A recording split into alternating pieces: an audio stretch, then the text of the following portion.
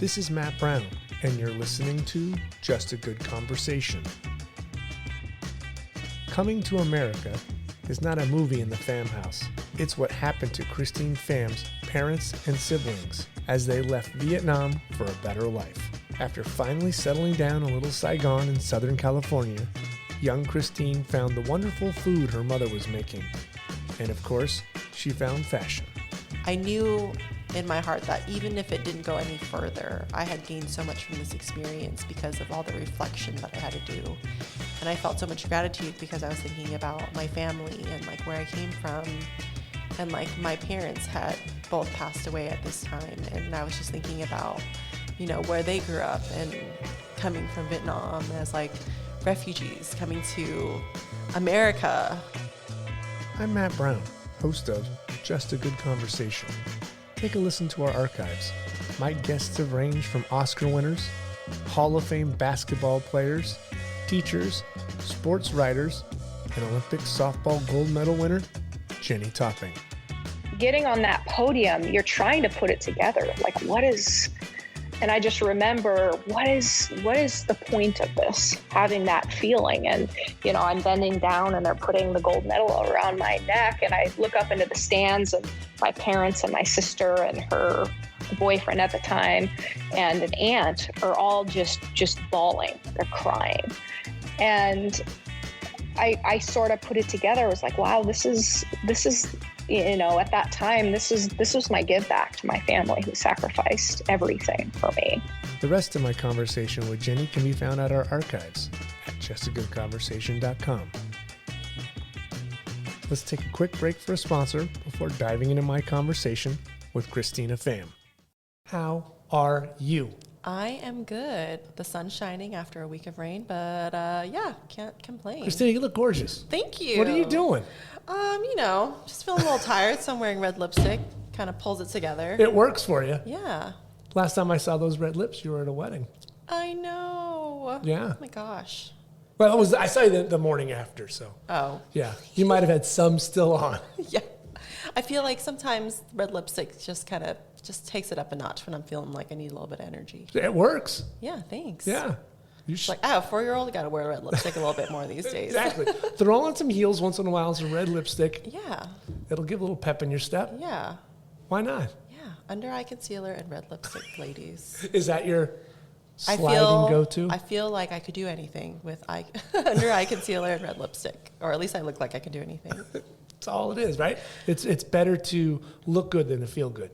No. No? That's an old Billy It's most Crystal important line. to feel good, but sometimes it's fun to also look good. Yeah, well, of course. So I have, when I first started at Incipio, you were pregnant. I sure was. Yes. Yes. So you were this mystery woman. Was I? Yes, because you were like, I'm going to leave. I'm going to give birth to a baby soon.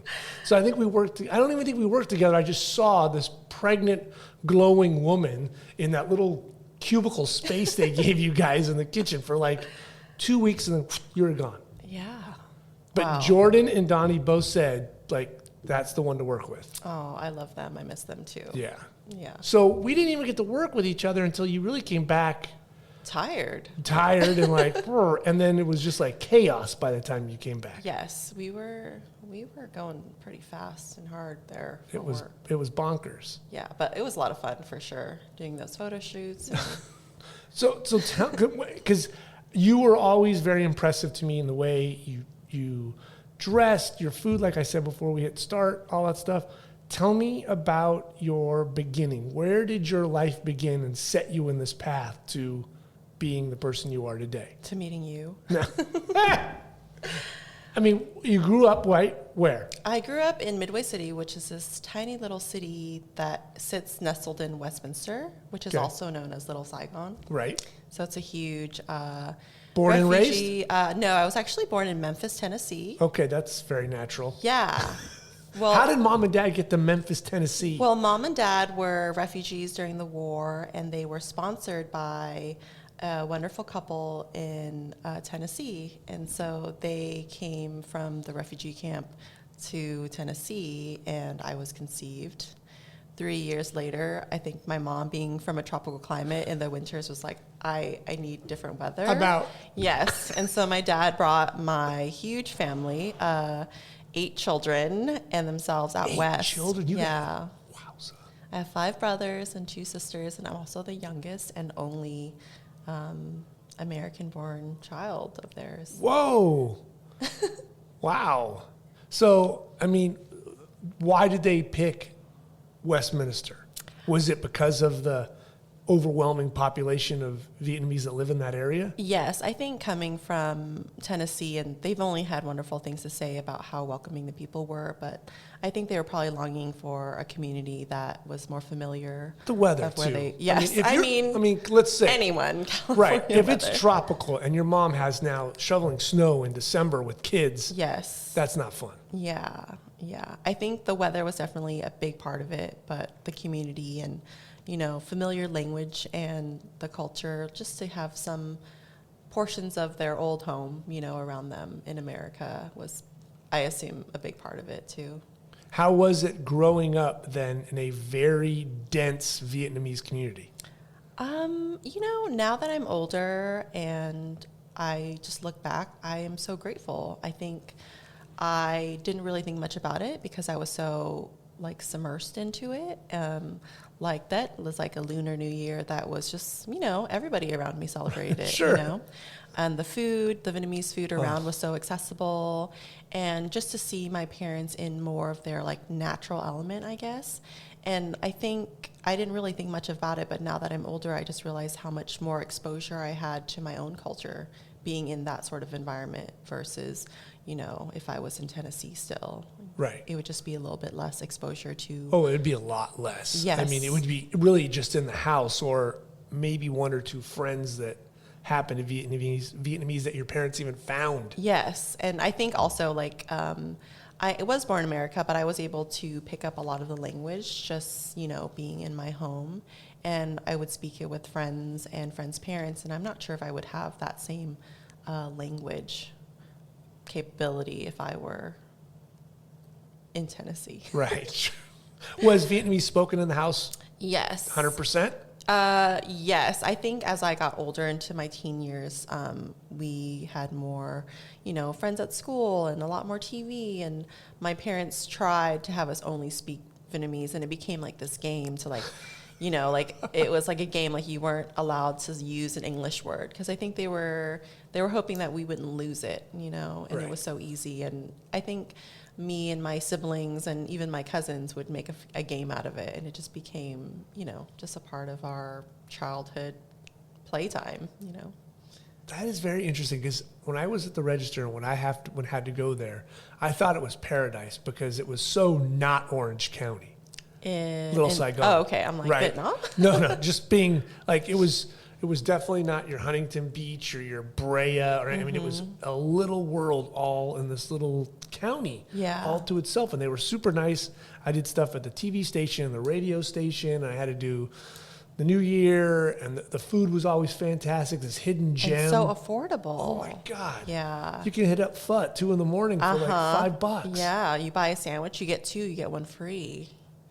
Yeah. So good. That's been a little bit harder to come by with the inflation, but yeah, I know growing up, buy 2 because you'll get 1 free.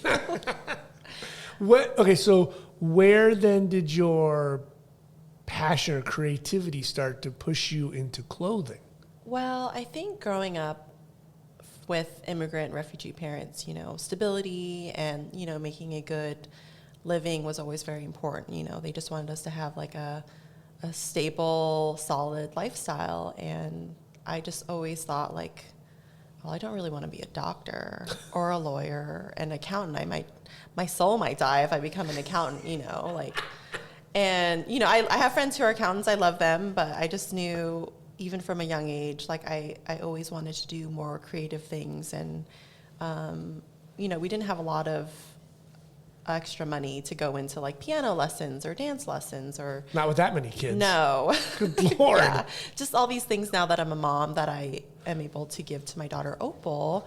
I just, a part of it is just, these things that I longed to do when I was young. like 8 years old, like I want to do piano lessons, and I had friends that would complain about it, and that's all I wanted to do.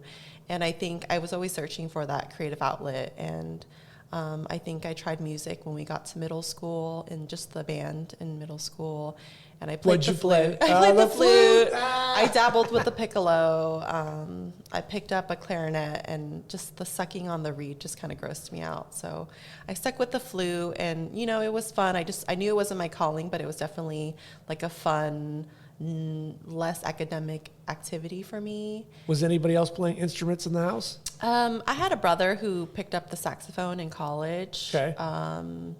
I just knew I didn't want to play the saxophone. I wasn't really a big Kenny G fan, And I think whenever we had the opportunity to do something more either artistic or creative, I always really was drawn to it. And I wanted to take art in high school, but I was in this like math and science-based program that really didn't allot for time to do art, but I did join like photography club, and there was just like this whole world out there that I knew I wanted to explore, and I just didn't know when would be the right time for me to really jump in. Okay. I got to high school, again with the math and science program, our high school was just brilliant at like what high school? Westminster High School. Okay. So we were in the merits program. So right. It's just a very math and science oriented program. And, I had a lot of friends that were brilliant for being teenagers, like they, going to Stanford or UCLA or whatever they decided to study. And a lot of them went, pre-med studying biology.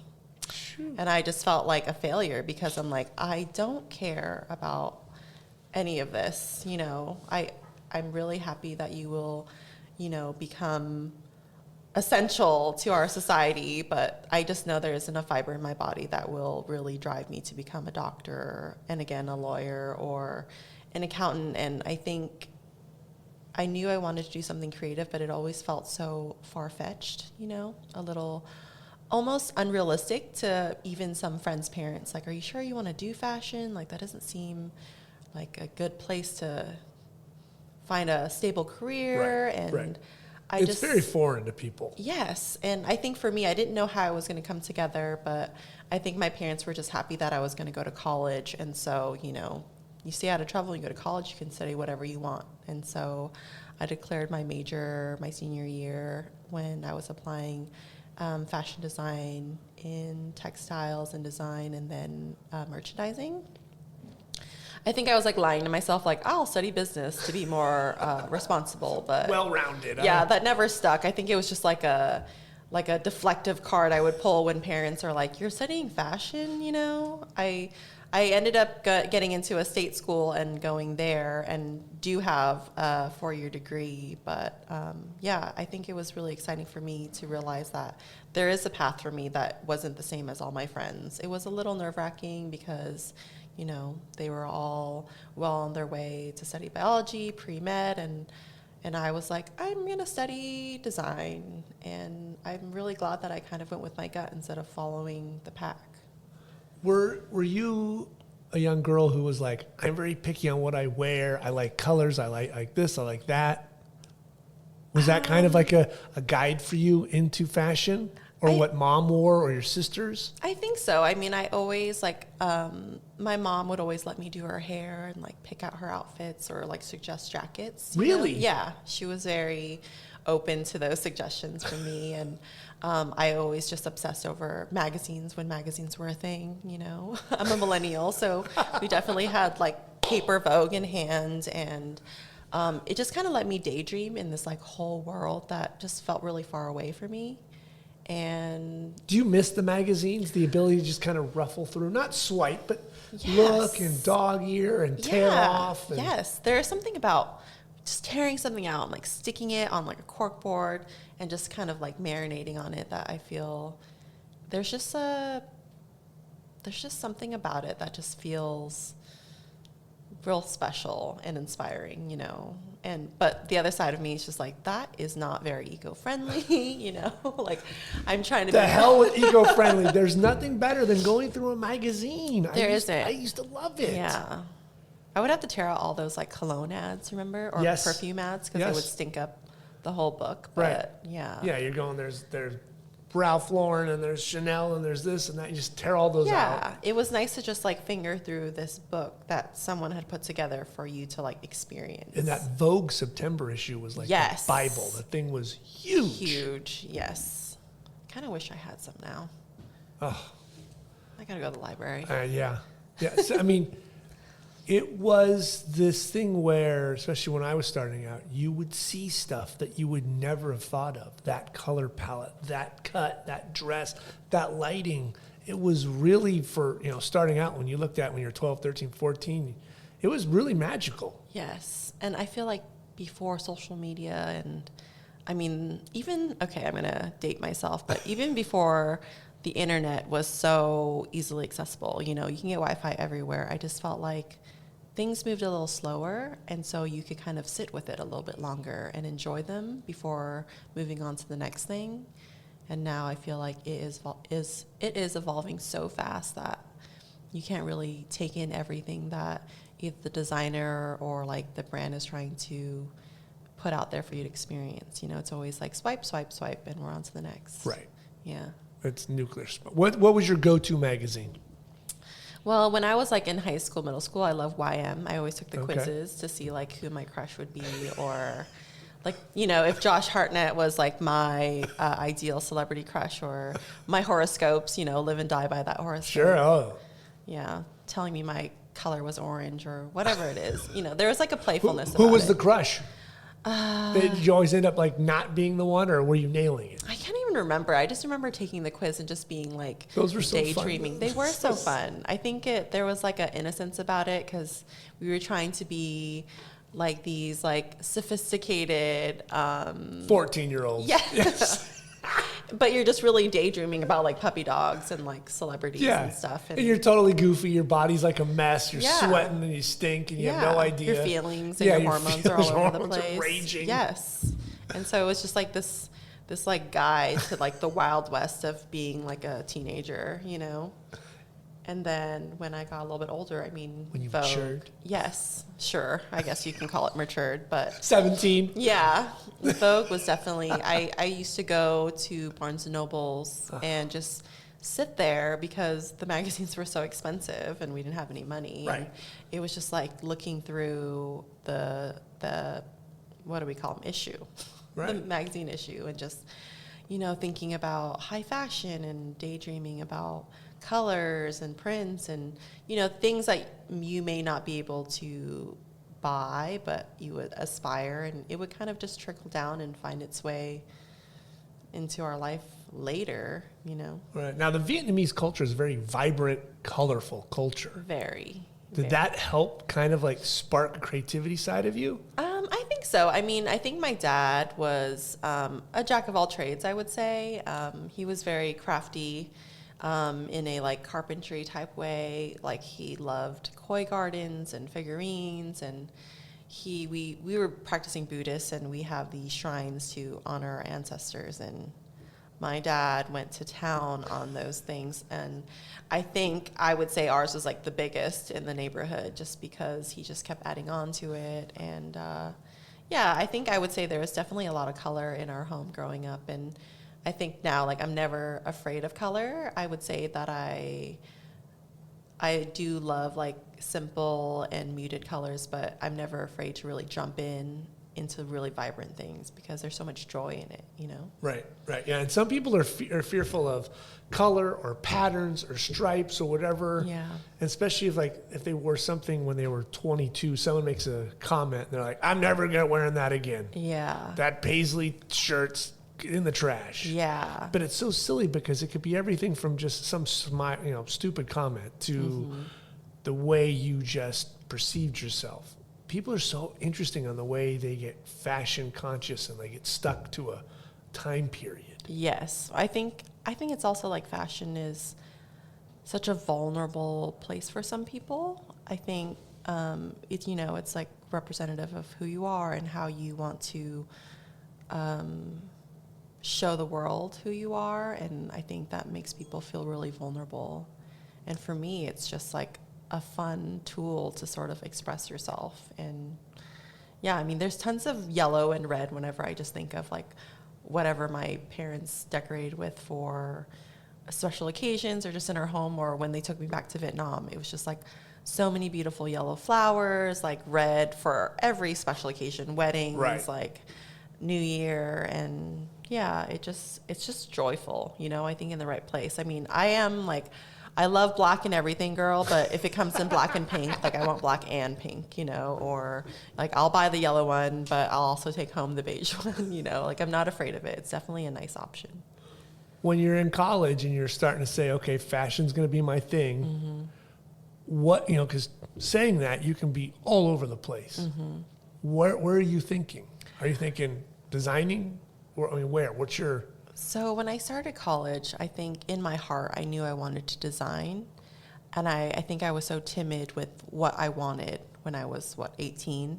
Sure. That I said, you know, I'm going to study fashion. Like maybe I'll do development or be on the business side. And I was saying these things out loud, but in my heart, you know, I knew I wanted to design. I think I just had to keep my options open in case it was as difficult to find like stable work or an opportunity like these parents had, you know, not my parents particularly, because like going to college was just like awesome, and just any full-time job would probably make them happy. Right, so right. I think it was like the parents of the doctors that were like, are you sure about this? And so I would kind of lead with like, oh, I could do business and fashion or No problem. or something. But yeah, I think when I was in college and I started internships, and I was saying the same dialogue, you know, like I studied design, but I would be open to doing all these things. And I did end up doing those things. And that just kind of made it clear in my head that I did not want to do these things, and that my heart was in design. And if I was going to stay in fashion, like I had to say what I wanted out loud, you know? Were you bold enough to think you wanted to work for a house or create one, or where was your path? You know, it's funny because I grew up in Southern California, and I would say when I was a teenager, like action sports was definitely such a huge part of our culture and our Orange lifestyle. County, Yes, yes, in Orange definitely. County. And I think it was really fun to... And we don't have seasons. No, we don't. You can wear flip-flops in November. Yes. So And if I design a jacket, it doesn't necessarily have to be warm. Right. Yeah. So do you think that would affect you if you grew up in Chicago or New York or the Northeast? I Where think so. I think I did toy around with the idea of moving to New York and pursuing that fashion dream. I actually had I had a deposit on a small New York apartment for a summer program to go and do an internship or just like explore and see opportunities and do the East Coast thing. But before I even left, I landed a job in California. And so I ended up canceling that trip, losing my deposit, which felt so major when I had no money in student loans. But I stayed in California, and, you know, it had been such a rewarding experience. I got to stay sort of in my comfort zone and then sort of explore in a very nurturing environment. I have never gone into high fashion in my time in the industry, and I've had so much fun that I don't regret exploring it. I think there is a part of me that imagine it would have been a very different experience, and I just feel like there was so much fun to be had here, and we're able to explore fun designs and prints and travel the world and get inspired. So I'm sure it would have definitely been a different path and experience, but... I mean, I've always felt, maybe I'm crazy, you can call me crazy, that California fashion, especially Southern California fashion, has been Yes. is very lazy. I would say casual, Yeah. more so than lazy. I mean, because you can be in New York right now. If you and I are in New York and we're going Yes. to go for a walk, we're Yes. not wearing what we're wearing. No. We're going to button up. We're going to wear clothes. Well, I would say from a design standpoint that it's also because they have seasons there. Right. And it's more fun to layer and dress up when you're not sweating through your clothes. Right. especially when you have a spring and there's Yes. a breeze in the air and you can wear a dress again because you've been wearing pants and boots all winter. Like, it Yes. really does mean something. There is a different city sophistication there in New York Oh. that I do love, and I like to play it up a little bit when I visit, just because we don't get to do that here. Right. I mean, I barely even get to wear a scarf here, so. Right. And when you do it, it's silly. You're trying to press it. It's, April, and you're like, no, it's a little chilly outside. Yeah. So I would say that, I would say New Yorkers might say that California style is a bit lazy or casual, but, on the flip side, it is quite relaxed. And so it kind of allows you to relax a little bit more and be more playful because, the sun is shining. Would you like, though, to have a closet where you go, oh, my coats, my sweaters? I mean, I do have that closet because I did live in Seattle for a few years, and so I actually needed jackets that kept me warm. But you need to dust those off? Yeah, I mean, they are a little vacuum sealed and probably dusty now, but I do appreciate a beautifully made coat with, beautiful wool fabrics or cashmere sweaters. But actually, Yeah. you can wear cashmere in California. Yes. You can wear cashmere Well, right now. it's the last, 2 months. It's Yeah. really, we've had a winter. Yeah. I mean, look at these mountains. I It looks like the know. Matterhorn out there. It snowed. Well, I don't know if that's actually snow, but It snowed in Fullerton. right? It's like fluffy Did you hail. get some in where you're at? Well, I was in where were you at? Costa Mesa. Costa Mesa at the time? Yeah. Did you get some? Yes. And we all ran to the door like it was Santa Claus, and it was just like such a fun moment because we don't get that here. Yeah, for 5 minutes, it was really crazy. Yeah, I'm kind of mad that I didn't wear my winter jacket. It was like the 20 minutes a year that I could wear it, Yeah, it's vacuum sealed in the closet. Yeah. Yeah. Beautiful. Just like a designer long coat, lined with wool. Okay, so you talked about, you ended up going into that path where it's California, it's action. Mm-hmm. Was there ever in your mind, though, I want to break away. I want to go and try maybe undergarments, shoes, coats, or was there ever that for you? I think so. I think there's always that, is the grass greener, or like what's over there, the mystery of what you haven't done. So I would say definitely, when the first company I worked for, I was there for 6.5 years. And they nurtured me through an intern. That's to a long designer. time for your first job, 6.5 years. Yes. So that I had a ton of fun there. Right. And it wasn't until I started getting serious with my boyfriend, now husband, that was living in Seattle, that Boys. I decided to leave. Yes. Boys. Trouble. Yeah. It was a good one, though. Totally worth Right. it. It ended up working out. It wasn't just an ex-boyfriend. Yes, yes. I think with that, I decided, it was time to sort of leave this like really nurturing but comfortable space and try something new. I've never lived, I don't remember living out of California before. So, I spent most of my life in Southern California, and moving to Seattle was, this new adventure in all aspects, love, relationship, career. I ended up moving into Seattle and getting a job working for a private label brand for a retailer, which was like a very different experience. It was more like retail strategy focus versus like brand and inspirational. Was putting your butt in Seattle with that weather, did that inspire your fashion sense and idea of like into design? Like, ooh, I like this, I like this. Was that any kind of... Well, the funny thing is I felt like I was already so, knee deep in fashion. And when I moved to Seattle, I did get to sort of explore a little bit more of the fashion sense, where it's like we had seasons. And I mean, honestly, when I moved to Seattle, like the only long sleeves I had were sheer, and so they weren't doing anything. They look great. Yeah, they look great, but I needed, like functional fashion. I could buy a sweater that actually kept me warm, and these beautiful things that I never really shopped in the past because you couldn't wear them. You would look ridiculous here. Yeah. I mean, you would look fabulous, but you'd be sweating, and then you would look ridiculous. Right. But I would say when I moved to Seattle, and I think this is me being sort of plucked out of my,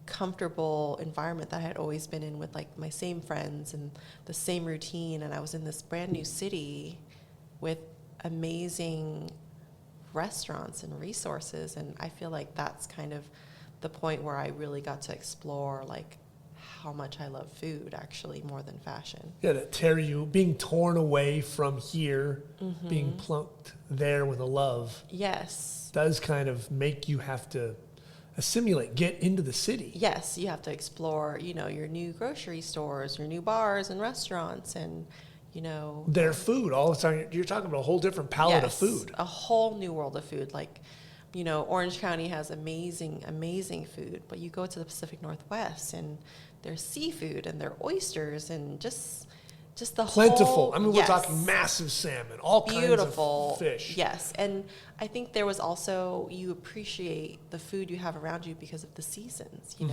California, you can have strawberries all the time. Maybe in December they're not that good, but you can get some. Yeah, right. And they're from Chile or wherever, but you can get it. And I think the beautiful thing about Seattle is that they really do embrace the seasons, as tough as some of them are, and they embrace Right. These oysters are only at this time of the year. Or like the tomatoes are beautiful right now, like eat them up, Right. know? And I think that kind of woke something up in me. I had always had this curiosity around food, I think I was pursuing my passion for design and going down this career path, and at this time it was getting close to like 10 years into it, and there was just this joy I had from like cooking for my friends and for my boyfriend, now husband, and wanting to curate these dinner parties and going to farmers markets and like nerding out about the different types of mushrooms they're growing. And I mean, like nerding out, I would rather go to this farmers market than a mall. I'll probably go to the mall too, but the farmers market, yes. Yeah. Now, how was dinner at your house? Was mom making meals for everybody? And so yes. Definitely. And was it Vietnamese rich, or did she kind of expect, like, tonight we're doing pasta? Well, that's so funny you say that, because she would definitely cook mostly Vietnamese food, but once in a while she would make spaghetti. Like her spaghetti menu was her spaghetti recipe was like a Prego with like stir-fried hamburger meat, and I loved it. It was just her spaghetti, nothing special, but I loved it. You loved it because mom made it. Yeah, straight from the jar, Right. Didn't matter. Yeah. So I think she definitely did try to, offer things that we had enjoyed in our American culture. But, she did do a lot of like beautiful things that I didn't realize how special they were until I tried to make them myself as I got older. Like, wow, this took so many ingredients and so much time. Like, she would make pho from scratch at home. I know. And I'm just like, pho again, just like this brat that didn't understand like how many like beautiful steps there were in making that. Or oh my goodness, she would make us this dish called what's it called? It's called Thịt kho trứng, which is braised pork belly with eggs, and there's just like caramelized shallots and green onion fish sauce that you stew just for hours, and it becomes tender, and the sauce is like caramelized, and you just spoon it over rice, and it's just like the most comforting dish ever. And I just, I would eat it up. It was like one of my favorite dishes, but I just never stopped to think how much time or care she put into making these dishes. Or like bánh bao, she would make dozens of them. I mean, she had to. There were so many of us. Right, yeah, sure. Yeah, and, for special occasions or birthdays, like she would do like fried shrimp and hundreds of egg rolls, or just, there was food everywhere all the time. Was she the primary cook, or did Dad get in there and help at all? I mean, Dad tried, but she was the main. Yeah. Was dinner at a normal time, like a 5-6 o'clock time? Trying to remember as a kid. Yeah, I would say it was pretty early, like 6 o'clock. So she had to start cooking pretty early in the day. I mean, she didn't start at 4:30. She had to start early. Yes. And, well, she was a stay-at-home mom because she had to wrangle all of us. Oh, yeah. Jesus criminy. Yeah, but there was always a pot of something going on the stove. Wow. Yeah. It's interesting when we look back, we have no idea. We're 12, we're 10, we're 15, whatever. Yeah. Something's on the stove. Yeah. And then you're like, now, later, we're adulting, and we're like, holy crap. Yes. That's a lot of spice Mom had to put in here and mix up and stew and broth. And all these boring ingredients that she would buy from the Vietnamese grocery store and I just want like Eggos and Right, yeah. pizza bites or bagel bites or whatever it was at the time, like Gushers. And, she's buying all these fresh herbs. Can we get Cheetos, please? Yes. Fresh herbs, like greens, like chilies, all these things that I search for now as an adult. Like, that was always in my house. Are those markets still available? Yes, they are. Okay. Yes. That's good. Thank They're goodness. still around, thank goodness. Yes. Some of the names have changed, but yes, they are. So the Seattle path really opened up food back for you again. Yeah, I think it had always been open, but it wasn't really something that I Awakened? Yes, because the funny thing about the food thing is before I moved to Seattle, I was also, I guess, would you call it moonlighting at this pop-up supper club in Venice, Okay. in California, Venice, LA. It was this dinner pop-up called, why am I spacing on the name? I knew I should have had coffee this morning. It must be a great place. It was called Food Shop. Oh, well, that's a Yes. tough one. So Food Shop LA, they're still doing their beautiful dinners, and my friend who lives in Echo Park said, "Hey, I have an extra spot reservation. Will you come with me to this dinner? And ask me once, and I'm there if you're going out to dinner. This is for before kids. Like, Sure. Drop of a hat. Exactly." And so I'm like, "Here I come." I'm driving up from Orange County to have dinner with her, and I just didn't really understand the concept of it. And we rolled up to this really unassuming, possibly, questionable parking lot given the time of day. And, we go walk into the door and we're served these just drinks, and it's inside of this woodwork shop, and it's super rustic. And, we all sat down family style, and it was just me and her. That was part of our party, and we sat next to complete strangers. And our dinner started, and I just remembered thinking, oh my gosh, like, these are my people, like there's no substitutions. You just enjoy what they bring. And it was a beautiful dinner. I remember like crusty bread and mussels. So it was like a seafood with bread, and we could not get enough bread to sop up all of the juices that were coming out of it. And just like, it was just so thoughtful, and it was all about the food, and everybody that was there was so happy to be enjoying this food. And it was just this vibe that I knew that I needed more of. It wasn't anything that I had from any other experience, And It's so interesting. it was so powerful for me, because I think it just. I thought you were going to say you got roofied, for God's sake. No. You didn't want to say shady place, but No. it sounded shady. I think that's the beauty in LA, is that, like, you drive around LA and these spaces that look kind of maybe, Shady. Yeah, shady, or just Especially time of day. unlooked after. Yeah, I mean, the sun was setting, which Right. could have been a Two beautiful women, moment. Yeah. Dark. I mean, come on. Yes, and there's no signs and not very many people around, and that's the beauty of LA. Is just like, you turn a corner and it's just a beautiful experience waiting for you, and you can never judge it by the facade. Good Lord. Yeah. But it was it. It was fantastic. There was just something in me that I just realized, like, they figured it out. This thing that I didn't even know I wanted, they figured out, and I loved it so much that I think a few weeks later, I just asked my same friend, like, do you think it's weird if I, like, email them and, like, do a stage with them? Like, I don't know. Can I just, like, come work for free just to, like, be in the environment and like learn whatever I can? I didn't know what was going to happen. I didn't know what I was going to learn. I just knew that I wanted to be a part of it. Wow. Yeah, and I was working full-time designing still, and I lived in Orange County, and driving to Orange County to Venice, LA on a Friday night is probably like not your favorite thing to do, but I was just dying to do this. Really? It had that much of an effect on your Yes, soul? yes. Because I know that could be at least 2 hours sometimes. Yes, which could kill your soul a little bit. But Yeah, every Friday or whatever, how many Fridays. and so they would have like 2 or 3 consecutive days a month where they would do these dinners. And, everybody has like weekend plans. And I'm like, my plans, I'm going to go moonlight. I'm going to go wash dishes and like fill water bottles and like pick up dirty plates and like get to like learn. And Did anybody check on your mental health and think like, are you crazy? You're doing what? I think some of my friends were like, confused on what I was doing. You know, they're like, "Are you okay? Like, do you need money?" And I'm like, "No." Like, and I mean, I came and I was just so excited that they even responded to my email, and they're like, "Well, come and meet us." And so I don't know. Maybe it's a little naive in retrospect, but I was like, "Hi, like I don't know what I can bring to the table, but I'm here." Christina from Orange County. Yes, and I was like, "I'll work for free," and they didn't let me work for free. They're just like, "No, we're gonna pay you, but you know, like let's just see if it's like a good chemistry." And yeah, I just like jumped in. And Your first night, what did you do? I washed a lot of dishes. We had this small kitchen that was attached to this wood workshop that was actually also attached to an art gallery. Really interesting space.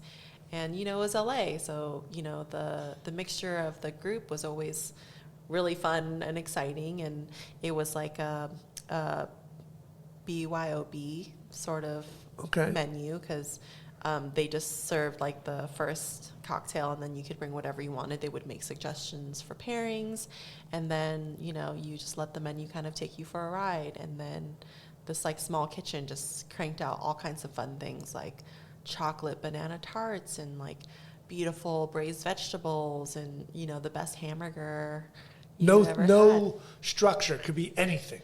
I mean, the founders of this food shop would curate a menu based around like a loose theme, where it's like, you know, like it would be like a burger night, or if they would do seafood, or like a Middle Eastern Mediterranean vibe. And what was the clientele? What did they look like? I mean, are you talking younger beautiful kids? LA people. Older, like 50, 60? I think younger 20s? I would say maybe 30s-ish, late 20s. You got to be adventurous to do this. Yes. I mean, and yeah, you're there were a going lot to of Venice. very beautiful people, and just beautiful in like the way that they were just so eclectic and open to trying things. And I mean, there were some definitely just beautiful people too. And yeah, I think a lot of people were just very open-minded about what they were going to eat and experience, and, you know, sitting next to strangers. And I just think that's something that you don't really get to experience or really embrace a lot. So that was like a fun aspect of it. So you were dabbling in this before Seattle, then Seattle Yeah. just kind of cracked things open. Well, it's funny because I remember when I got the job in Seattle, I just thought, I won't be able to do this anymore. And it made me kind of sad. How long did you do it? It was less than a year. I'm going to say it was probably 6 months. Jesus, I think so. That's a commitment. It was so fun. I think it was like the best like Friday, Saturday nights I've had. Oh, Friday and Saturday. Yeah. My Just goodness, like setting girl, the you're tables, giving up lighting weekends. candles. I mean, I that's know. prime.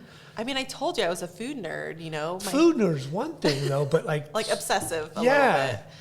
Yeah. It's not like Tuesday nights where, like, what's going on? You're not going to watch anything. But Friday, Saturday night as a young woman going up to Venice to work in a soup kitchen, for God's sake. I mean, it was just like, I think for me, I was so excited to have an opportunity to learn about something totally unrelated to my job. What were you learning? What was like really like, oh my God, I can't believe they're doing that. I'm glad I was here for that. I think just like the logistics of putting on this like 20 to 40 people dinner in a night in this very like small space. And yeah, that is cooking differently. Yes. And also, you cook for 3 people a day. Yes. It's or eazy. 5, and or only 3 of us right. eating. But Right, but that's very easy. Now, yeah. if you're doing 40 people. Yeah, and also just like one of the founders of the food shop was actually, she studied pastries. So she studied under a pastry chef in Europe. So she was very well versed in the desserts, and she would let me help her like slice bananas or like pipe chocolate or whatever it was. And I just felt so happy, to do that. And I think there was like a energy about, a food service or a dinner service for more than just, a dinner party at home. There's 20 people, 40 people waiting for you to serve them this planned dinner. And there was like a dance to it because it had to be timed right and it had to flow and, like talking to the guests. And it was just so great because the food was just so fun and great and executed so well that everybody was generally super pleased. And it was just so nice to talk about people who were so happy about what they were eating, Best meal you saw there? Best meal I saw there. Oh, there are so many. I don't know. There was a dinner that was based off of the homeland of one of the founders. His name's Itay, and he is from Israel. Okay. And he did an entire menu based off of foods that were from his homeland. And it was there was like this beautiful like hummus and labneh, and I think there were kebabs, and there was just like dish after dish, and it just like was so bountiful, and everything was just so great together. And I just remembered like this is something really special.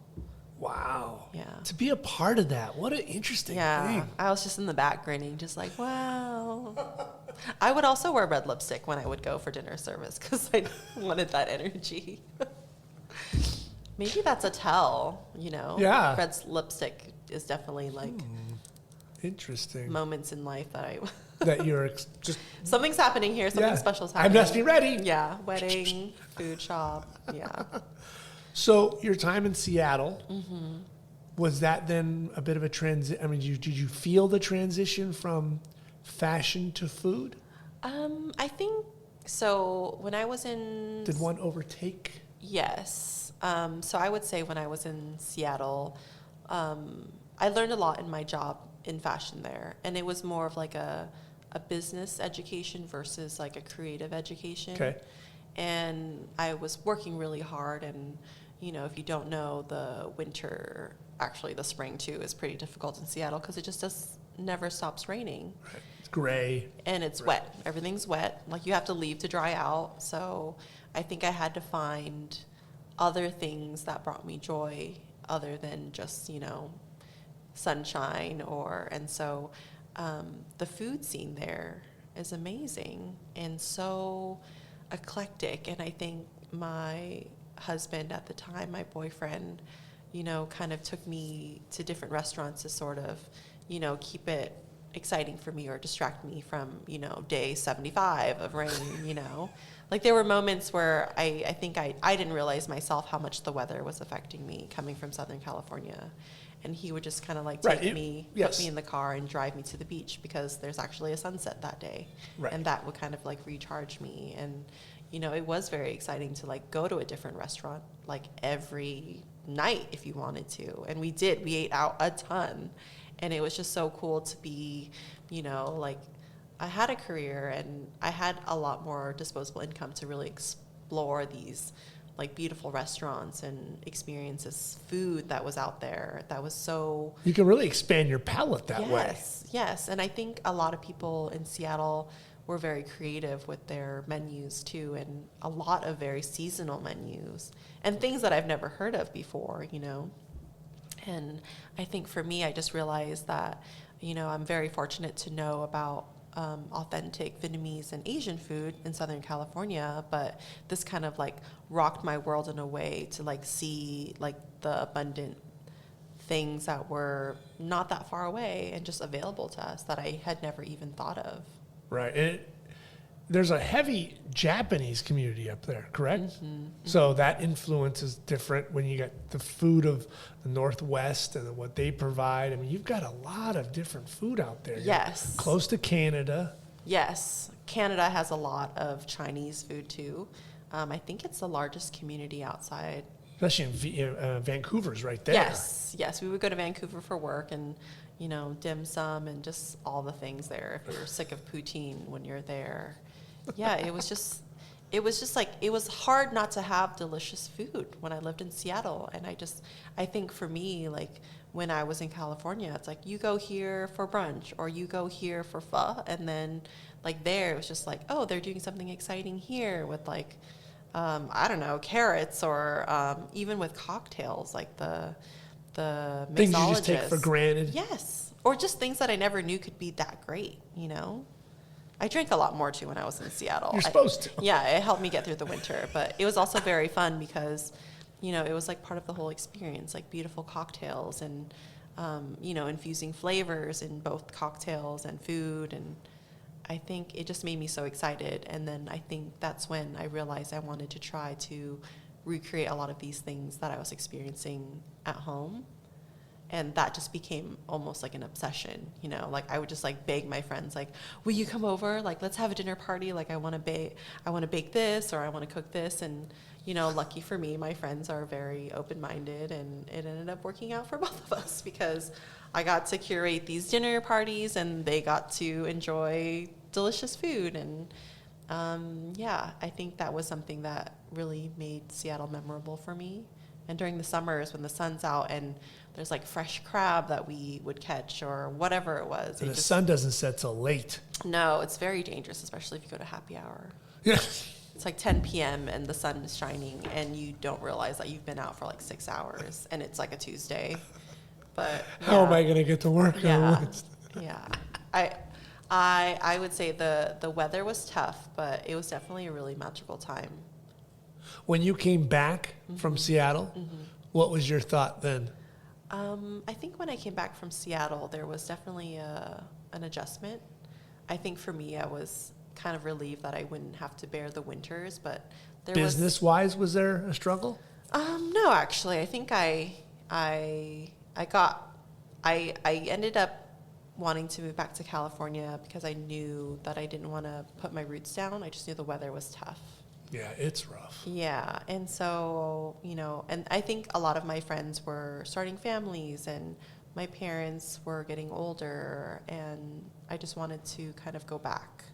Okay. And so my husband decided, okay, like, well, my boyfriend at the time, he had to start his own business if he wanted to leave Seattle because his job was based in Seattle and that wasn't an option. And I wasn't really sure what I was going to do. I knew I was moving, so I quit my job before having a job, and I ended up getting a job like the day before I left.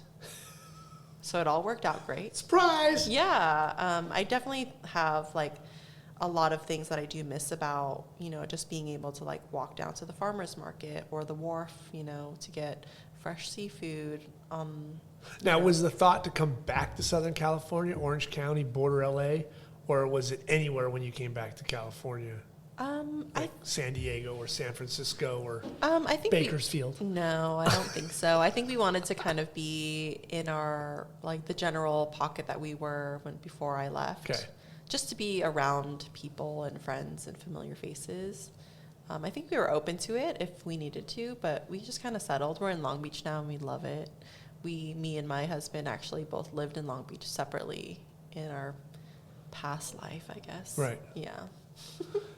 What was that job that you got? Was that at Incipio or was that at Ruka, actually? At Ruka, okay. Yes. And so,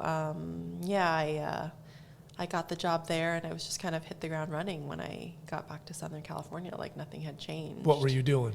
I was designing for the women's line at Ruka, which is, it's also an action sports brand, but we're heavily based in like California lifestyle and art. We have a huge like network of artists, and I feel like for an action sports company, like they have the biggest breadth of like really like creative and like art focused product. What did you specifically design? I designed dresses and jackets and fleece and kind of all of it except for swim. Okay. But I do swim now, actually. Were you always very like, okay, colors, textures, how things cling to a body? Like, I mean, obviously you got to be kind of aware of that kind of thing. Yeah. I think I was always mindful. I would say, like, you know, I always kind of keep a pulse on trends and patterns and things that are happening. But, like, at its core, you know, a lot of things are always important, like the way it fits, you know, like, and how it functions. Like, nobody wants to wear anything that is ill-fitting or hard to wear, right. Period. Now, men are different. Men can buy clothes at a truck stop. Most men, they just, you know, oh, that pair of socks, that works. Yeah. With the ladies, not so much. Mm-hmm. So when you're designing, does your personal taste and like the way you have things fit on your body, do you take that in consideration? Like, I like it to fit me here. I like it to hold here. Definitely. I mean, I'm almost 40, so my body has gone through a few versions, especially now that I'm a mom. And I think... Is that something you're aware of? Your 20 body? Your 30 body, your 40 body? Yeah. Or soon to be 40 body, yeah, right? Your mom, definitely. post-mom or mom body? Yeah. I think there's been there's just been a lot of like growing and maturing because, you know, like as a teenager, like your body's this strange thing that keeps changing. And then, you know, in your 20s, you're just like invincible, like rock hard abs. Right. And like, you know, everything is just anti-gravity.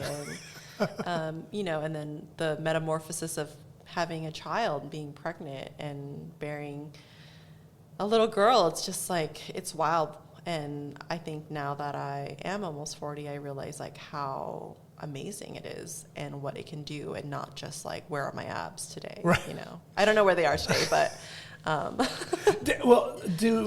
is it like the hindsight, or if like you're designing when you were 28, you go, oh my God, okay, I'm designing this dress. If I only knew what a 38-year-old woman.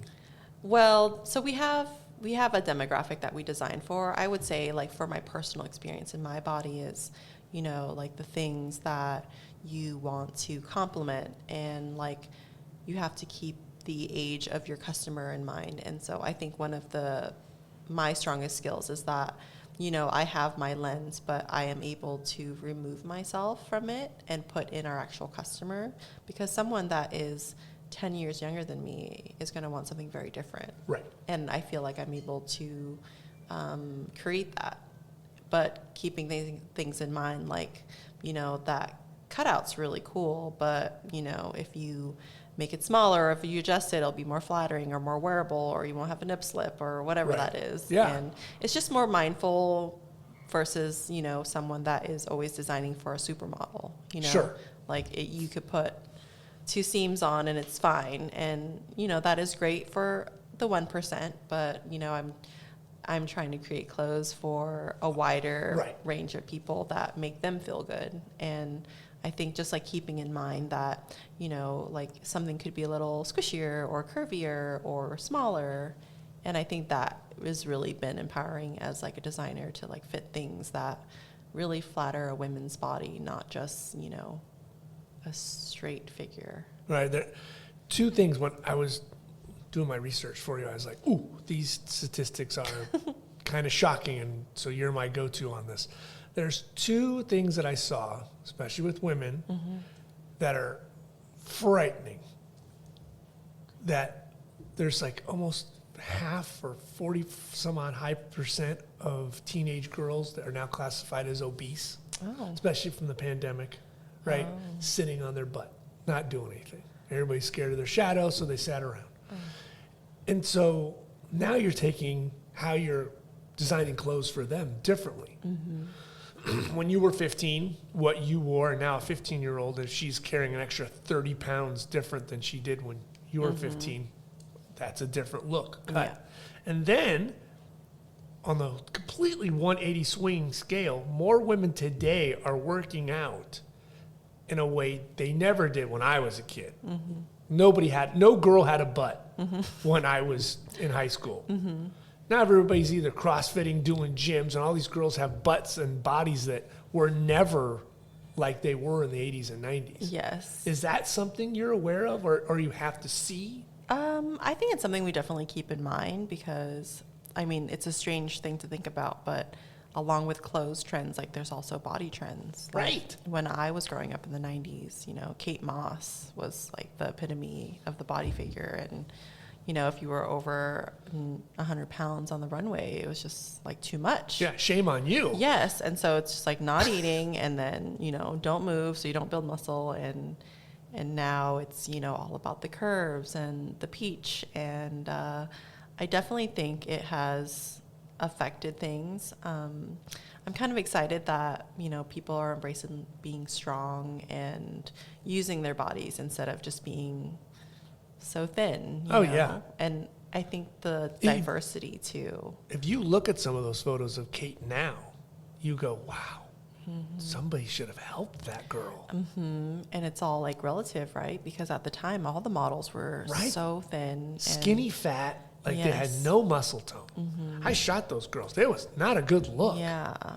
Ugh. I feel like we're always like struggling to find this like equilibrium, and it's kind of, I think for me, I'm trying to think of when I was like a teenager, and it's always like, oh, like I wish I was thin like that model. And now it's like, I think the girls to be like, oh, I wish my butt was like that big. And Yeah. I think, again, with turning 40, it's just like our bodies are amazing, you know? Oh, and yeah. And I think you don't need that giant peach, and there's nothing wrong with being thin, but if you're thin or thick or curvy, like there is something for you. And I think designing, you know, adjustability has always been super important. The customers want it too, you know? Like, Sure. Like not everyone is built exactly the same, whether it's your bust being bigger or smaller or your waist. And so, yes, adjustability in the silhouette of all things is so important. Well, you say the bust. It used to be the thing where everybody wanted a big bust. Now everybody has a big butt. It's it's gone down. I know.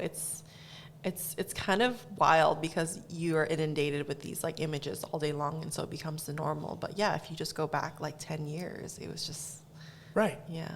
Yeah, everybody was worried about a whole different part of their body. So when you're designing pants or a dress or bottoms, you're aware of that. Yes. I'm trying to make as many people happy as possible. Right. You got to hit a bigger target audience than the 1%. Yeah. Wow. So much work goes into it. You're just trying to make a nice dress. Yeah. It's really fun though. I think it just becomes second nature because, you know, you're just trying to achieve the most ideal silhouette for the general person.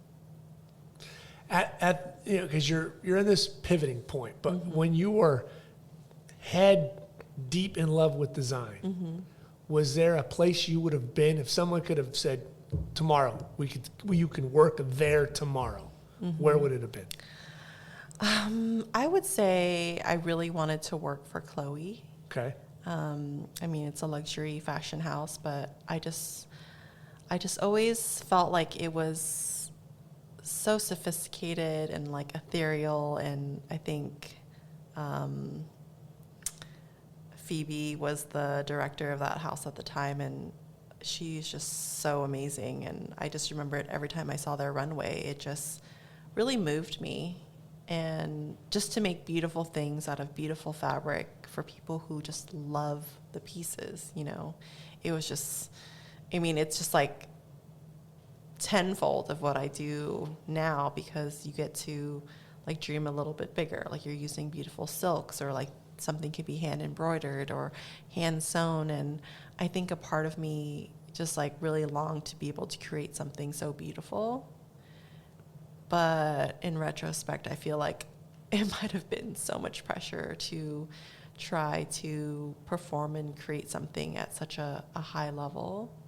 And maybe I'm just tired now, but I think there is definitely an appeal in the relaxed demographic that I designed for. I watched Phantom Thread as part of my research for this. What's Phantom Thread? It's Daniel Day Craig is in this movie. Daniel Day Lewis, not James Bond. And it's a Paul Western Anderson movie. He plays a designer. Oh. And he does a little secret thread he hides. I know, we're gonna hold him. I think someone's moving the lip.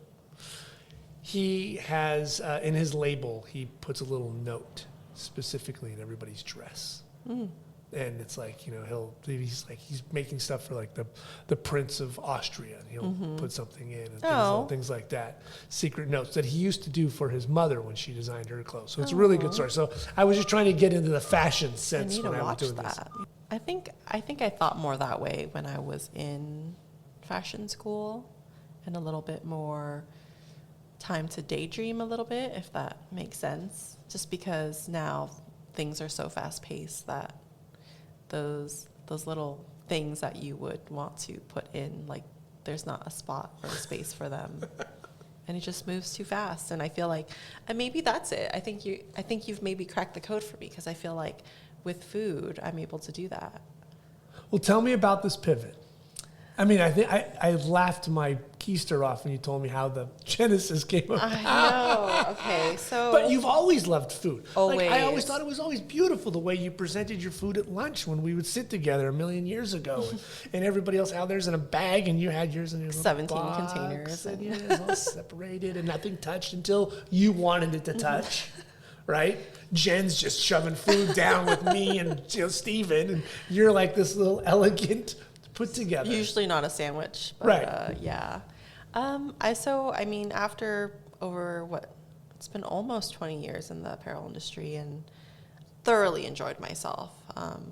My job's taken me like around the world. I've been able to finally do something that lets me be creative and create and be artistic. And, I've had so much fun, but there's always been this part of me that wanted to do something in food. Fuck me. I'm going to go ask him how long he's going to. Okay.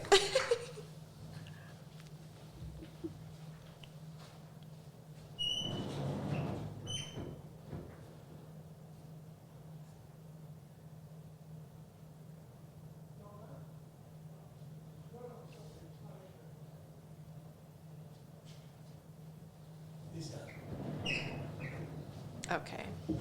You sure? Oh, sorry. He's like, oh, who, me? Yeah. Is that my beeping? Starting at 20 years.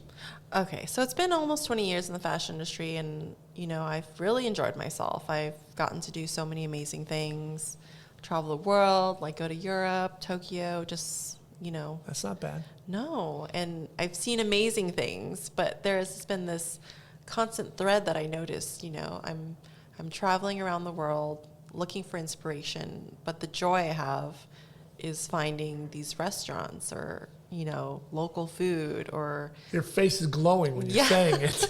It was just like such a big part of the experience that just kind of excited me so much more than, shopping for the trends or going to the stores. It was always like, what are we having for dinner tonight? Or where are we stopping for lunch? And, most often it's like totally out of the way, but always so worth it. And there's women around the world having heart palpitations from what you're saying.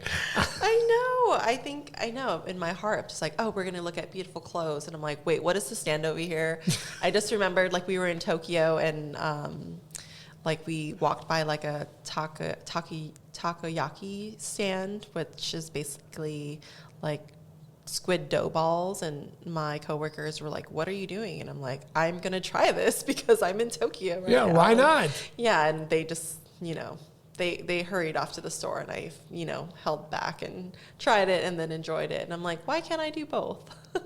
How was it? Good? It was delicious. I think growing up yes, with the food, it's made me quite adventurous. I didn't realize I was, but I'm like, it has a head. Who cares? Two eyes, It's all going down. Yeah. Crunch. Yeah, which allowed me to really enjoy like the food of so many different cultures. And again, like in the career that I had, whether we were in Mexico City or Paris or, we would go to like Hong Kong or different countries to like either source or get inspiration, and every city had something really special to offer me in like a culinary sense. And I think when I came home and my husband's like, how was your trip? And it was never like, oh, this beautiful dress. It was always like, oh my goodness, I had this the best dinner. quesadilla. Exactly. We had these like lavish dinners with vendors, and it was just so cool. And I think I realized like, well, like what you found in Tokyo, sometimes the stuff on the street is the best stuff. Yes. Like Mexico City, these unassuming taco stands will change your life. They're authentic, they're real. A lot of times they're really cheap, but their quality's really good. Yeah, there's a line for a reason. Yeah, right. And it's just like quaint, and it doesn't have to be this huge, complicated, fancy thing, It's just good food. And I think there was something in that really drew me in because it was accessible to everyone at every level in so many different ways, and it's so many possibilities. And I knew that it was something I wanted to jump into. It just never made sense because, the deeper you get into your career, you like build value in your experience and your skill set. And mine was not being built in that direction, but I just knew in my heart that I wanted it to be in food. And I always, I'm always sort of pursuing my curiosity, but I didn't know how it was going to take me from fashion design to food. Interesting. Yeah. So there you are, scrolling through Instagram. And there's a million things on Instagram you could be clicking and double clicking and subscribing to. Yes. And you find a game or a show. It was just like a random post that was probably, I don't know why it targeted me, but I'm so glad it did. Well, you probably clicked a lot of food stuff. You know what's funny is that during the pandemic, I was unemployed for maybe 6 months. Okay. And I decided to cook a lot because I had a lot of time. And me and my husband were eating way too many cupcakes and cookies and dinners and everything I was cooking. I was just, it wasn't for anything specific. It brought me joy. And so I did it. And my husband's like, you need to stop. Like, this is out of control. Like, your pants don't fit. And so I just took... He was worried more about his pants. Yes, yes. And so I took to Instagram and I just posted to my friends and I just said, like, do you want to participate in a $5 taste experiment?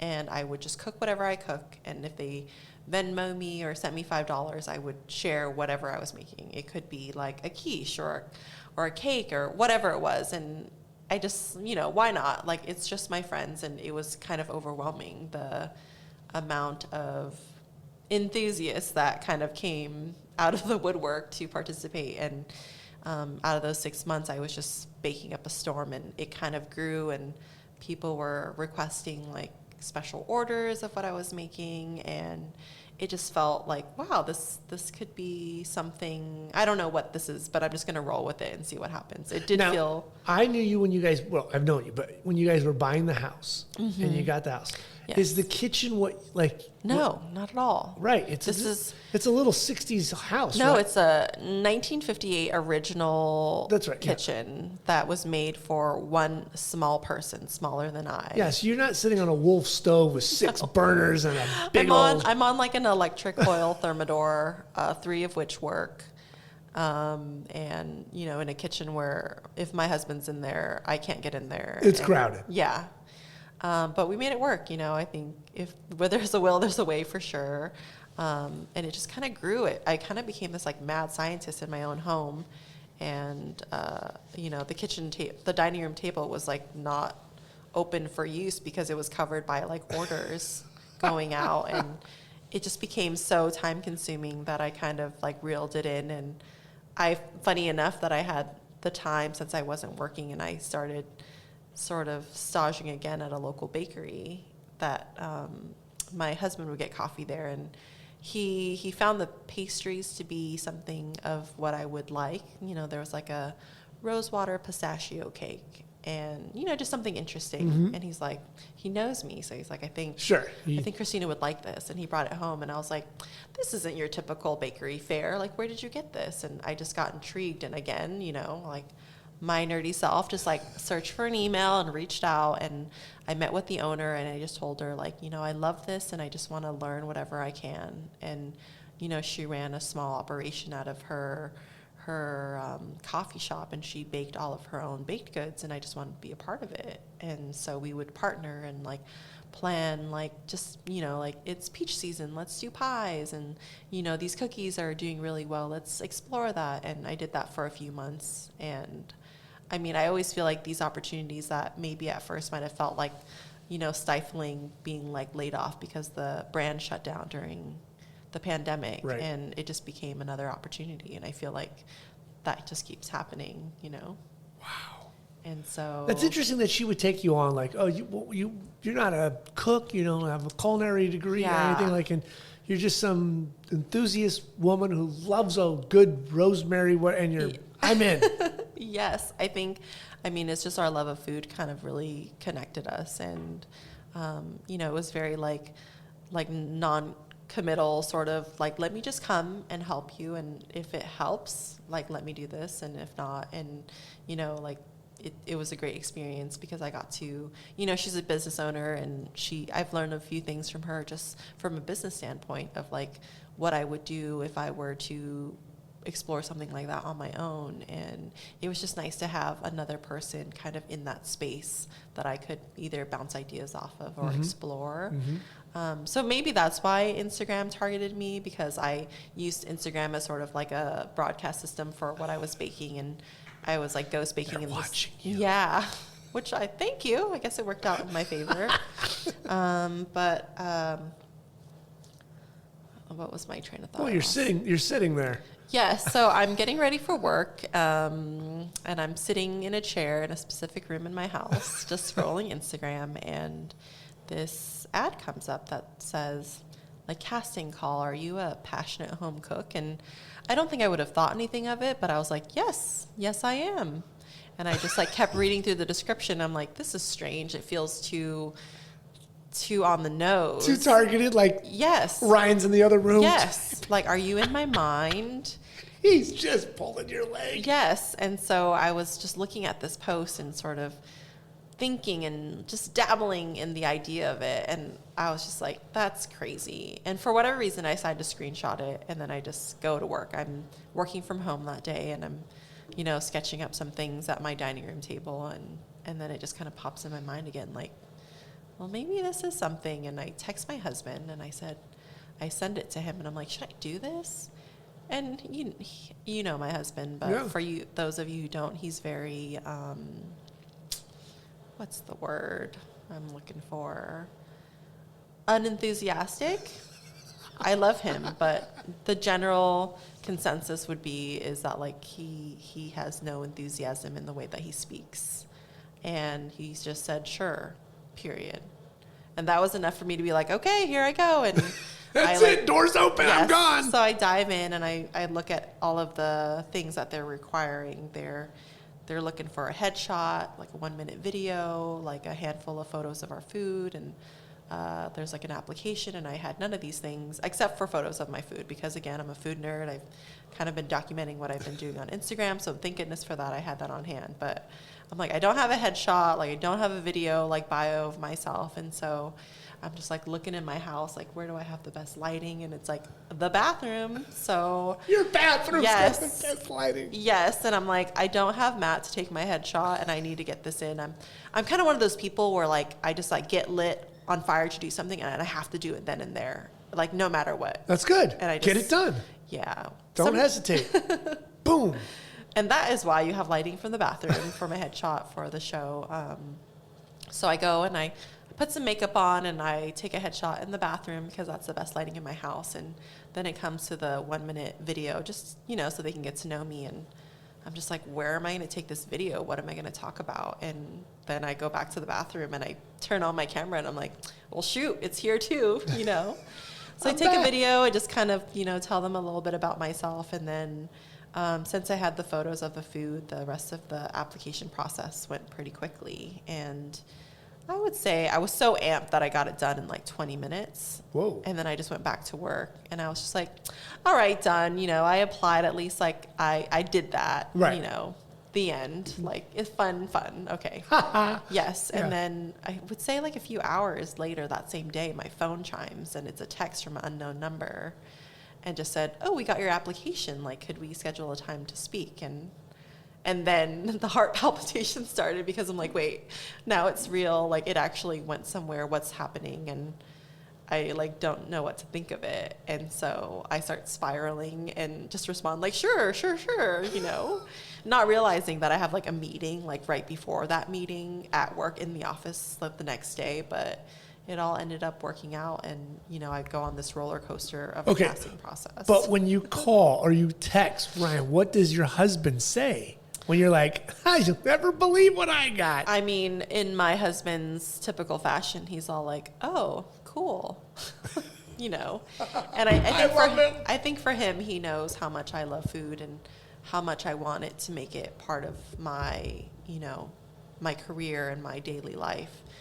And I think he wants to be supportive, but also manage expectations so that he doesn't like build it up. And, I'm the one that kind of like gets upset about it versus him building it up and it falling short or something. So he's very cautious. So how was that meeting?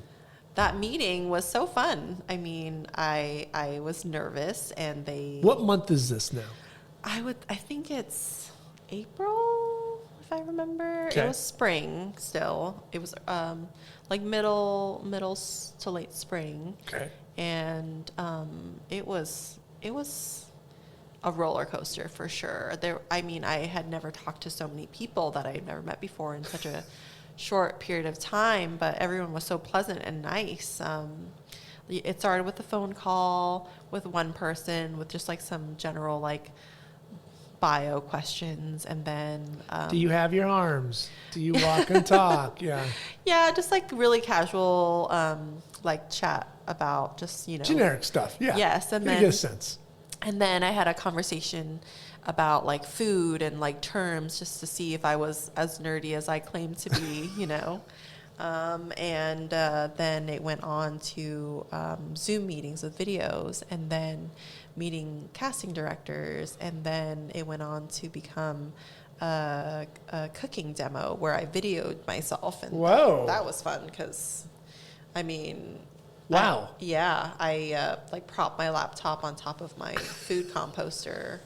I actually have a photo of it because I was setting up my camera, and they were just saying that like framing is everything, and so I was trying to do that, but I have no equipment, and I have not made really a video, a professional video. Yeah, I have like a demo, and it didn't have to be here like, I am in the kitchen today. Yeah. Your English accent. No, and nonstop. Yeah. So I already knew what I wanted to make, and so I set it up in my kitchen. What did you make? I ended up making my mom's a version of my mom's thit khat yung, which was the braised pork belly with the egg dish that I love so much. Damn it, so I good. know. I'll have to make it for you sometime. Oh. It's lovely. And so I make this like 10-minute demo. It didn't have to be like nonstop, thank goodness, because the cook is like 3 hours. So I just do some like snapshot, video clips. And so sequentially it would have been the demo. And I was just, I don't know, I think I remembered like I wanted to make it professional, but I had to keep myself. Are you talking? Are you cognizant? Yes. Are you smiling a lot? I am. I think what did you wear? Or are you very much aware? Yeah, I think I was. Well, I got to go back and watch it now that you're saying. I mean, because it's one thing when you're cooking for yourself, it's a Saturday afternoon. Yes, it's very different. Right. Now it's like, there's a video, we're recording this, and someone's going to see it. Yes. And judge you off it. Yes. I think that was part of the reason why they were requesting a video demo, because, people can be great in conversation and then clam up on camera. Right. And I honestly didn't know what I was going to be like either, because I've never done anything on camera, outside of like a Instagram story or goofy something. videos Right, with the kid exactly. and something. And so I just, I'm like, okay, let's do this. And it surprisingly was a lot of fun. It definitely took a lot of time because of all the prep and, getting the ingredients in place and like planning how I was going to speak about things without, running on and dragging it on. This is my mom's or losing focus. Yeah. And so I was trying to stay concise, but I also remembered a big part of it for me was like I wanted to be authentic. I watch tons of food TV. I think all I watch is food TV. And I just knew I had to be myself. Otherwise, there was like no joy in it for me. And so I was trying to keep it authentic. And I wore a jumpsuit I had designed for work, and, just tried to have as much fun with it as I could, and sent it off. And I didn't hear anything for like 10 days. And so I just thought, okay, I was thinking it's probably too amateur, or like I'm not what they're looking for, all these things, and just like radio He's silence. not calling me back. Exactly. And so you're 13 again. And I know.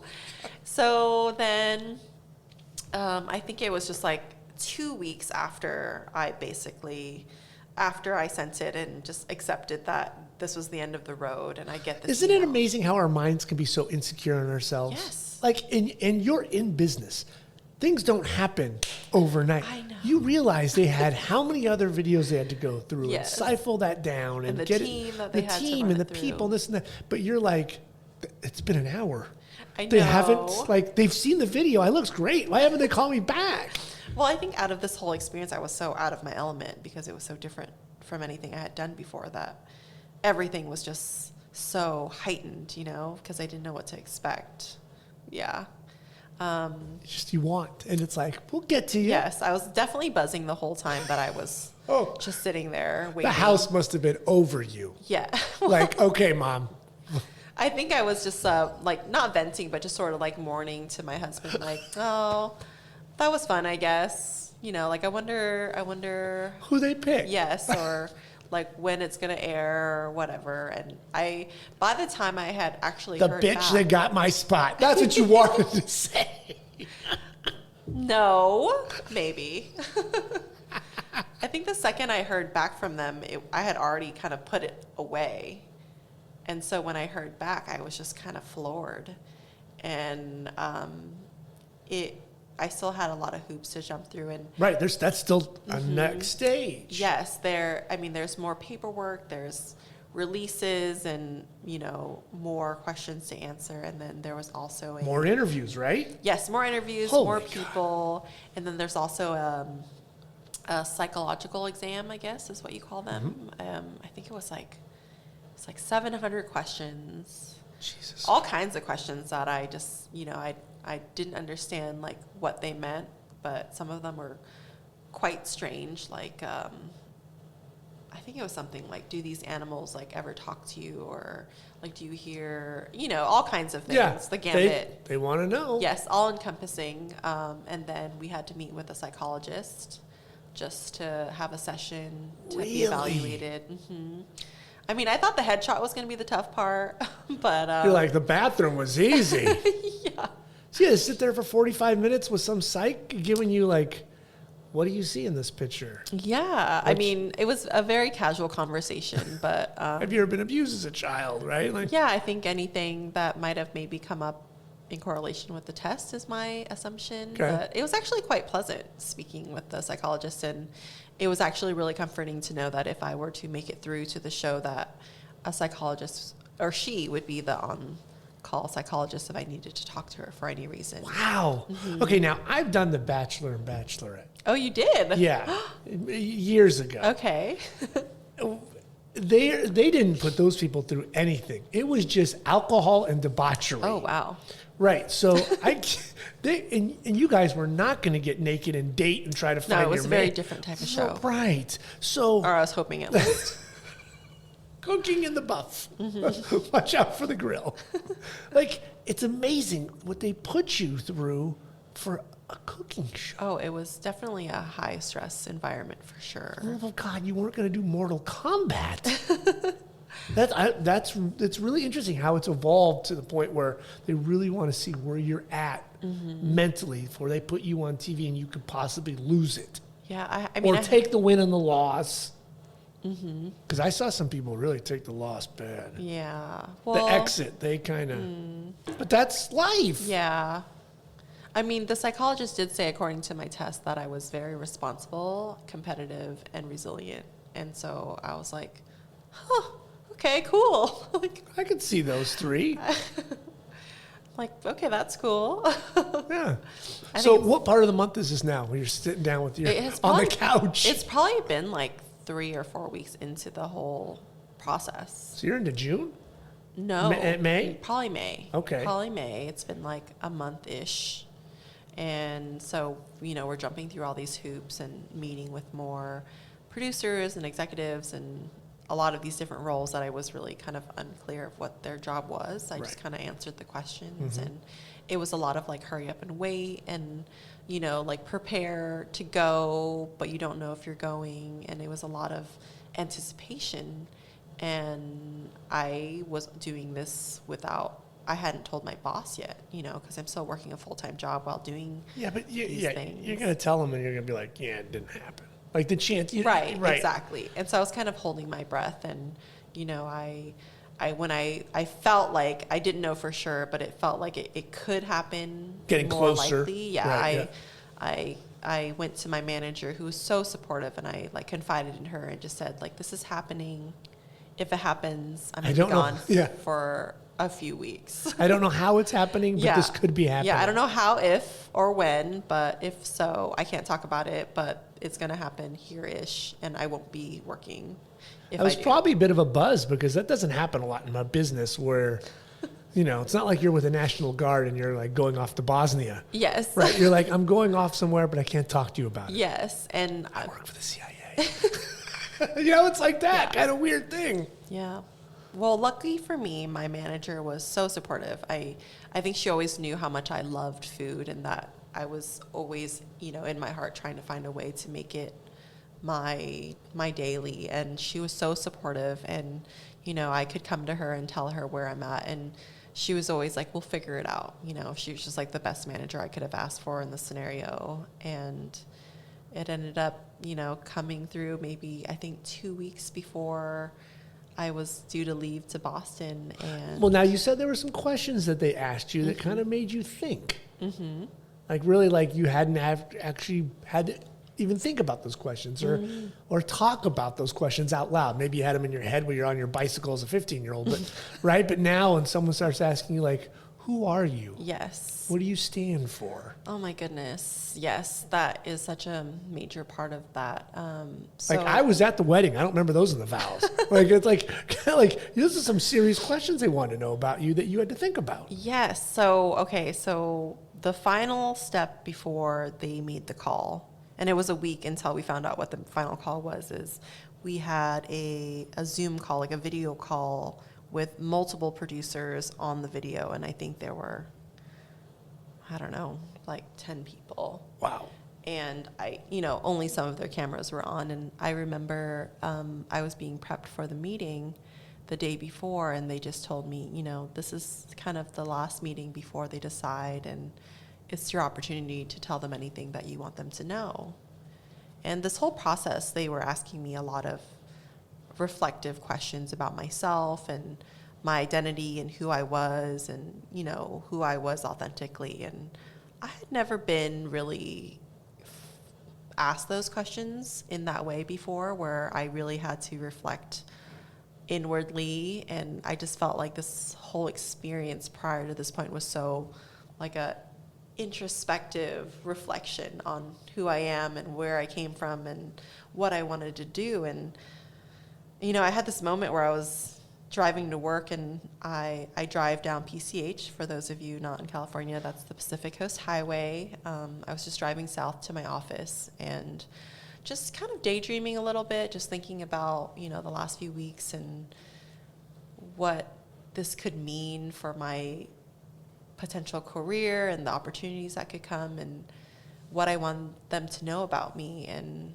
what I wanted to tell them. And I got really overwhelmed by emotion, and the emotion was pure gratitude because, you know, even if I knew in my heart that even if it didn't go any further, I had gained so much from this experience because of all the reflection that I had to do. And I felt so much gratitude because I was thinking about my family and like where I came from, and like my parents had both passed away at this time. And I was just thinking about, you know, where they grew up and coming from Vietnam as like refugees coming to America during a war with nothing and raising 8 crazy kids, you know, and, you know, they figured it out somehow, and they had me here in Tennessee, and Of all places. yeah. And here I am, you know, I'm a 38-year-old woman with a family, a daughter, and they gave me the opportunity to go to college, and wild enough to pursue a career in fashion, which, you know, some people might have thought was just like a silly decision, but they let me do it, and I was able to have success there. And, you know, now that I'm almost 40, I'm able to decide that I want to pivot into food. And, you know, whether it was the show that was going to let me do it, I just felt really overwhelmed because I realized that being in the place I am and who I am allows me to do that, because being in America, I can do whatever I want because I want to do it. Like, I don't need a reason or permission. And if I was in Vietnam, or if I was like in India where there's like a caste system, or, you know, whatever reasons that prevent people from following their dreams, no matter how wild, or if you wanted to be an accountant, like whatever, you know. And I just felt so much gratitude because like the sacrifices and the decisions they made to risk their life to come here allowed me to do basically whatever I wanted. And that was just so powerful for me. And I don't think I ever realized that to any degree until I went through this process. And I came home and I like started crying again to my husband. And I just said, like, this is who I am. Like, how cool is that? And he's like, totally, like, that's your authentic self. And I just knew that, like, I wanted them to know that that was such a huge part of that journey for me. And the show hadn't even started. I wasn't even on it yet, you know? And I had this whole... This is just you in front of a bunch of, like, screens. Yeah, and I just felt, it was just so wild to have...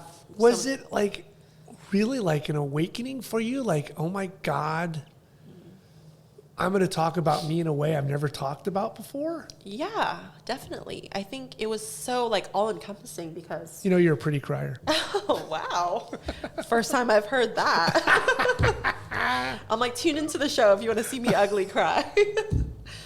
Definitely. It was definitely really all-encompassing in so many aspects of my life. And I just don't think we have the fortune to be able to, like, take the time to, like, look internally and, like, really have that quiet moment where you get to, like, realize these things about your life and yourself. Mm-hmm. And I just felt so overwhelmed. And yeah, I don't know if I was so nervous that I'm not sure if I was able to really communicate that to them. But for me to, like, have that realization myself was so powerful. And I think it just kind of, like, lit me on fire because I felt like, wow, like, this amazing opportunity that I have, like, I could do anything, you know? Like, if I think I was afraid to say that I wanted to venture into food previously, but I'm like, my parents, like, fled a war and, like, crossed the ocean in, like, a tiny boat and, like, came to a completely different country with nothing. And that has allowed me to do this. So I will be damned if I squander this opportunity, you know? And I feel so empowered by it. And I just feel awake now. And, you know, I loved everything that my previous career has offered me. And I love what I'm doing now. But I think I feel a little bit more fearless, and even more so now after the whole ladder experience. I mean, isn't it funny that it takes a game show or a show, Mm-hmm. a TV show, for you to kind of, like, do a retrospect on your life in this right before your Zoom meeting of, like, this is who I am, this is who I want to be, and by God, I'm going to do it no matter what it takes. Yes. Like, and I don't even know what that is yet. I just want to share food. Right. In what capacity, I don't know, but I just know. You're going to change a chapter in your life to yes. this. Yes. What if you weren't on your phone that day? God. What if it breaks, battery's low, Opal needs you, whatever it is, and you're like, oh, I'm coming, and you don't swipe one more time? I don't know. I think I feel like I would somehow find a way to align those stars, I guess. And if it wasn't the show, it would be something else, because I think maybe subconsciously I was looking for a path regardless, you know? So you crushed the interview. I hope so. I mean, they chose me, Sweetie, so. they picked you. Okay, so that happens. What's the next step? What do they say? So I would say it was probably a week or 10 days after. And well, again, they love that week and 10 days. oh don't yeah, they? something like that. And of course I went through the whole gambit of emotions. Like, oh, they didn't choose me. They would have called me by now. Like, I would have known, like they would be leaving in 2 weeks if they, you know, and it wasn't, I think it was like asking you to prom must have been torture for that poor kid. I think it was probably like a Friday afternoon, or it was something where, like, late in the day where I'm like, it's too late for them to, like, you know, choose me. It's over. Like, that was fun, but I'm so grateful for the experience, you know, the whole stages of mourning, I guess, of it. And then I get a phone call, and they said, you know, the producers love you. We would like you to get ready to go to Boston. And I think I was just in shock, because it was just like... Where were you? I was at home alone at my dining room table working from home, and I just... Nobody's home. No. And it was just quiet, and I was like, holy shit.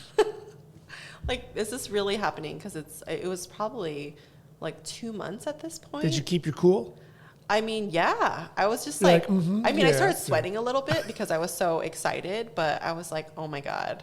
And then like after 5 minutes of just like internalizing that, I call my husband and I tell him like I made it onto the show, and you know, like I can hear him, like the excitement in his voice is at like a 3 now. So he's like, congratulations. To Like, how do you 100. feel? That's yeah. if you guys know Ryan, that's a 3. He's got a long way yes, to go. yes. That's him. So, I mean, okay, you hang up the phone with him.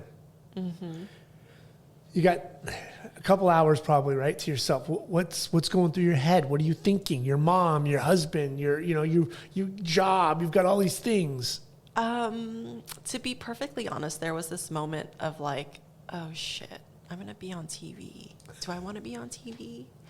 And you know, like the like the self doubt. I mean, isn't that funny that like it's like I'm supposed to be victorious because like I made the cut, and then immediately it's like, wait, what are we doing? Did you think you were going to a radio show? I know. I think So adorable. I was so nervous about like, you know, just, I mean, at this point, like all of my social media was on private because, I mean, You're private. I'm not a shy person, but I don't know, maybe it's my age. Like I just never thought about being really that public, I guess. It's called normal. Okay. So then I think I was just kind of reeling, just thinking about, you know, if I make a fool of myself or maybe I don't have... Sweetheart, you've seen TV. You would have a long way to go to make a fool of yourself. You never know. I mean, I just... Kardashians got you beat. There's a million other people. Reality TV. You're not on Cops, for God's sake. You're going to do fine.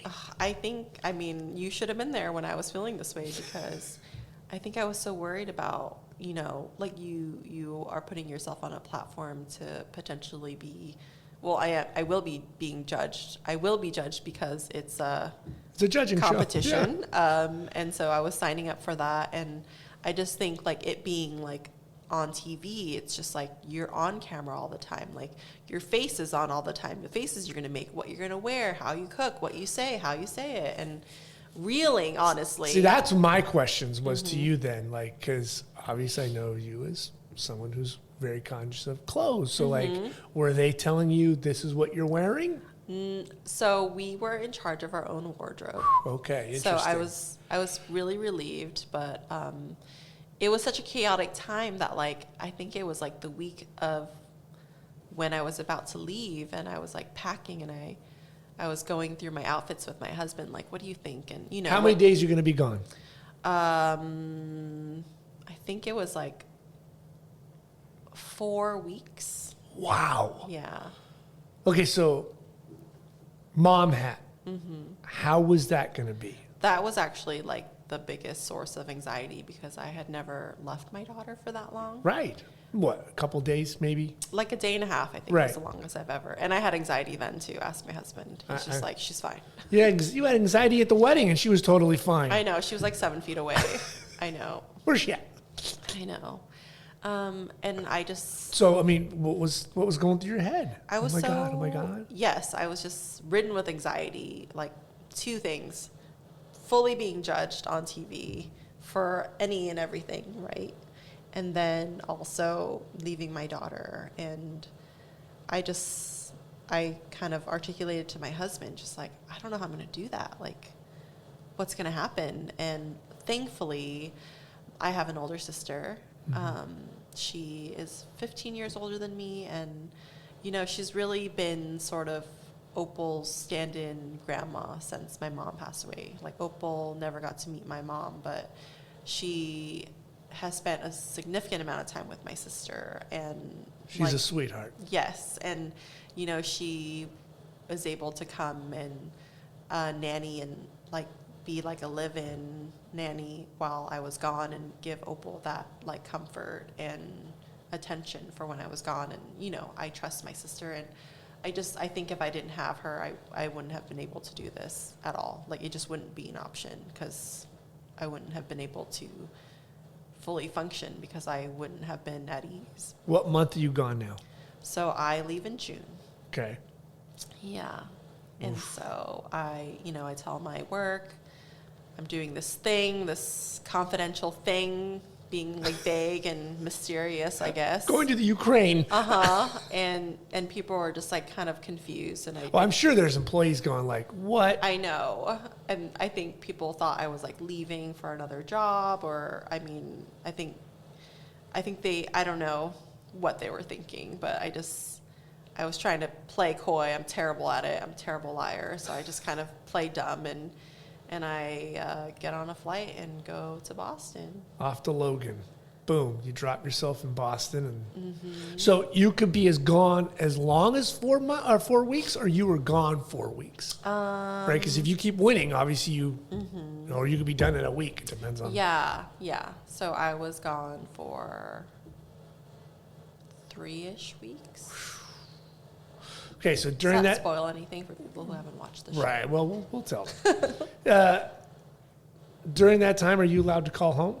Yes. Okay, so thank goodness. 'Cause Yes. that would be the psych evaluation there. Yes. And if you couldn't talk to Ryan's one thing, but you couldn't even hear Opal, then that would be We rough. FaceTimed every day, definitely. Oh, I'm sure. That was one of my first questions, like, would I be able to have contact with my family? Because there are some shows where you like don't have access to your phone. You don't. Yeah. So 3-hour difference, so you got to take that in consideration, which is kind of more of an advantage for you. You can call at 11 o'clock. It's only 8 for her. So when you get there, what's your first couple of days like? Well, funny thing is my flight there got canceled, so I had to get rescheduled, and I land like close to midnight. Oh, boy. And I get to the hotel, and, everyone's asleep, and I'm kind of like left to my thoughts on California time.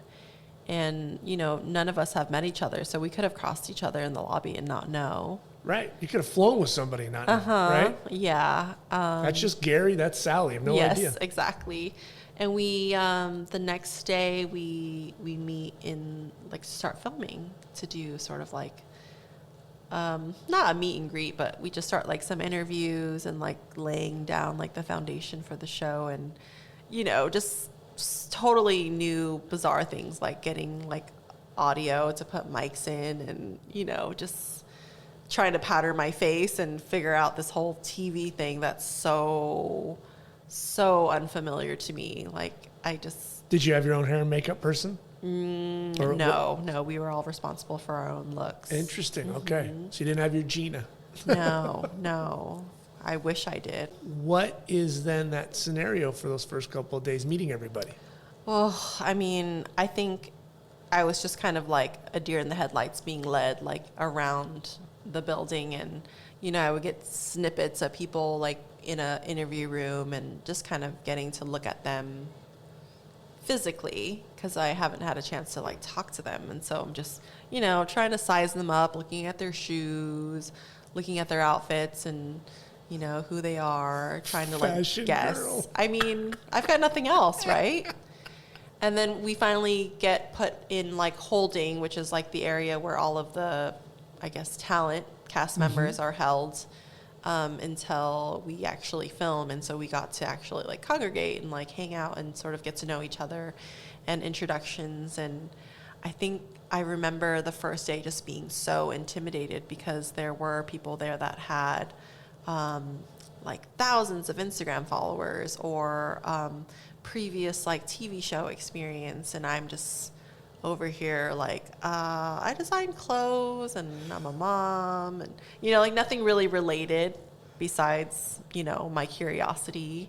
And I just felt super intimidated and thinking like, oh man, like, am I in over my head? Because like you don't know except their experience that they're sharing. And I definitely felt. Did they do any test episodes, just like test filming, or did you go right off the bat, boom? Just right off the bat. Because you got more comfortable as the show went on. Yes, I think you can see that on camera. Oh, yes. I know you enough. I've had you in front of my camera enough. I can definitely see, like, the first couple of times you were just, everybody. There were some that were more comfortable, but I could see you in your body language as it went on. You were like, okay. It was very as the compliments came too, that helped. Yeah, I think I was just trying to find my footing in this whole like space. I think the first or second day of me filming, I was like trying to grab something out of the pantry, and I like ran into this like cameraman's camera. I didn't even know. And it probably hurt, but I was like so like high on adrenaline that I'm like, oh, sorry. And then I ran into the kitchen to like keep cooking. And it's so funny because like, I don't know, 3 episodes in, like I even forgot that they were there, you know? Yeah. And it's just funny how fast you acclimated. Boom. Is there a camera crew here? And a boom mic? Yeah. And did you get any time in the kitchen to like, okay, this stove, this oven, this is where things are? like 2 seconds. Holy shoes. Yeah. I mean, what you see on Because the you're show coming is from pretty- your kitchen, so you're not coming from an industrial kitchen No. stove or oven. And every episode, you're at a new station and a new oven, a new stove, because they're designated, so you don't, steal someone's oven. Right. That wouldn't be fair. Right. Well, I mean, but you're dealing with a gas oven burns quicker and different than your little electric oven, and you got a bigger space. Things are all over the place. You guys are all diving into the pantry at the same time for different stuff. Boy, Oh, that pantry was like a madhouse, good Lord. especially at the beginning when there was like 11 of us just like climbing over each other for herbs or salt or whatever it is that's in there that we need. All right, so let's give the cat out of the bag. What's the name of the show? The show is called America's Test Kitchen. The show is called America's Test Kitchen Next Generation. Right. America's Test Kitchen has been around for 20 plus years. Yeah, on it's been a PBS. while. Yeah. It's an institution. Just Did like you a used to huge- watch it previous? Yes. I would say probably not as devoutly as some of the other cast members, but Well, you're a mom. yeah. Yeah. There is some time you have to spend with your child. Yes, but definitely a fan. And I just like couldn't believe that they were. It just felt like Charlie and the Chocolate Factory, like we're opening our doors, I haven't watched a show that I haven't that I've known somebody on in a while, and I'm rooting. I was making other contestants villains because I wanted my hero to win. That's. Yeah. Thank you for that. Oh, we were both. We're sitting on the couch, like shoving popcorn down, going, "Go, geez, get out of the way! Give Christina more time!" That son of a the bitch. weekly text that I was getting, it felt like, oh, is this what it's like to have like a sports team to vote for? Like It was. I just had. I hated some people in and out, like, get out of my way, get your bastards. Yeah, it was really interesting. And then I was brokenhearted, but that's just, that's how it goes. When that first person gets cut, or they're holding that name, what was your heartbeat rate at? I mean, were you? It was really sobering, I think, with all of the things that were happening, just with the cameras and the audio and just filming. I think you almost forgot that it was a competition and that somebody was going home. And so I definitely think it kind of like jerked me back into reality, like, hey, this is a competition. Like, you got to keep your head on straight and focus instead of being distracted by all the things around me. Right. Now, fashion sense to contestant, were you thinking like, I need to wear these shoes to be comfortable, I'm running around, and I'm going to wear this pants and this blouse, I want to be hanging over a stove? Like, was your mindset like that? Or were you like, I got to look cute because that's a part of it? Like, what were your... I think I was thinking, I mean, from a fashion standpoint is, okay, I'm going to be on TV. And I have a friend who is a stylist, and she had asked me questions like, who do you want to be, Or it's just more of like, this is a moment where people are going to see your style. Like, what is that going to be? And I never thought of getting dressed so strategically. And I wore things that I would wear every day. I wear them now. I'm Right. actually wearing the sweater that I wore on the show Right. right now. And it was just more of like, this is a snapshot of who you are. What does that look like? And I just stopped, and I'm like, oh, shit. I think I need to do some shopping. Just because, like we get dressed and we live in real time and things are moving, but this is like on camera, documented, like revisit. And it's funny you say that too, because when I was packing things that I wear all the time, and my husband was like, what do you want to wear? Like, do you feel like this is what is your best self? And I'm like, I don't have time. Like, I barely have time to like go through this process, be a mom, work a full-time job, and like I'm just like packing basically what's clean. And he's like, yeah, but if you wanted to wear like whatever you wanted to wear right now, what would it be? And I was just like, beautiful sweaters and, you know, like tailored pants or, you know, all these things. And he's just like, go. And he just like had me like put everything down. He's like, I'm going to watch Opal, who is my daughter, and, you know, we're going to hang out at home, and you're just going to go on a shopping spree and just, you know, do and get whatever you want. And I was just like, is this really happening? It just felt like such a dream, you know. It's like, it's not like I needed permission to buy anything, but just sort of like the blessing to like go out there and like have at it, you know, like buy that, like Get what you want. Yes. And so because, you know, you can't do like you were at 27. Sure, Yeah. you wanted that sweater, you can get it. But now Yeah. you got to be like, well, Yeah. Opal needs, you know, and plus my taste is like a little bit more expensive now. That's the other problem, too. Like, oh, I really want that sweater. Yeah. How much? Yeah. Oh. And it was so fun, but it was also like high pressure to be like, I have 3 days.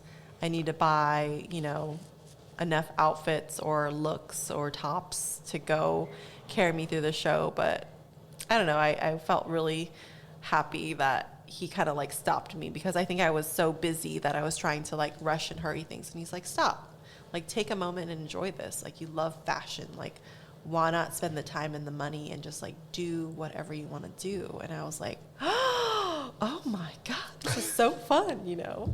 So he's like, I called one of my girlfriends. I'm like, I gotta go on a shopping spree. Do you want to come with me? And I just like swooped her up like that night. And we just like went to the mall. I'm busy. Who the hell's going to say that? I know. So that was so fun. And I think I didn't want to be anybody that I wasn't. And I Okay. just wanted to be like my best self. And my best self is in some beautiful cashmere sweaters. Did you ever feel what you were wearing hindered you at all? I think I was pretty cognizant of that the whole time. Okay. I knew I was going to wear flats because I was wanting to like have the advantage of like moving quickly around the kitchen and Right. not slip. And Yeah, you don't want to be in stilettos or No. something, but you want to look cute, but you got to be functional. You're moving. yes, I would say a few things that I wore might have been warmer with like 9 ovens on in that kitchen. That's and the running other thing, around. yeah. But I think I fared pretty okay on my fashion choices for the show. It was pretty fun. And I think like every morning I would like send like a snapshot to my stylist friend, just like give me the like green light, just so I can like push the self-doubt out, you know. I just feel like everything's so heightened in that scenario when you realize you're being filmed, and I just wanted Right. another set And of you're eyes. going to be judged, what you're doing, what you're Yeah. wearing, what you're cooking, everything. Yeah, it was like, am I wearing Prada loafers today or like Nike blazers? And it's like blazers were the ones that kind of carried me through, which kept me agile, gave me an edge. Yeah. Right. Was there ever a moment you thought, oh my God, that's it, I'm done, whatever I made, especially in the first like 6 or 7, where you're like, I made this and it's not going to work. Oh, crap. Yes. And I can't believe they picked him. I mean, Or no, I was never really too surprised at who won, but I think you're just so nervous to be eliminated that, you know, anything that could go wrong, like just haunts you.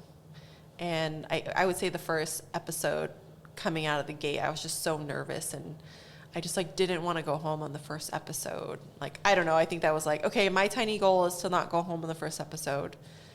And then I felt like the deeper I got, the longer I'm like, no, I want to win this. I want to stay longer. But the first episode is actually one that I ended up winning. Right. And I was just dumbfounded. I just couldn't believe it. I think I was just so focused on like doing what I needed to do and not going home that I even forgot that I could win, if that makes any sense at all. And like when they announced that I was the winner of the first challenge, I was floored. I was speechless. I had nothing to say at all. I just couldn't believe it. And I think that kind of woke me up like, hey, like you're here for a reason, you know, like your food nerd facts and experience and curiosity is like, this is the place to really like hone it and use it. And it just kind of made me feel more confident in my abilities, and it's kind of nice to feel like woken up in that way. Walk me through like a day. What was day? Yeah, what was a day like? Ooh, you're up at like 6 a.m. You were eating 3 o'clock your time.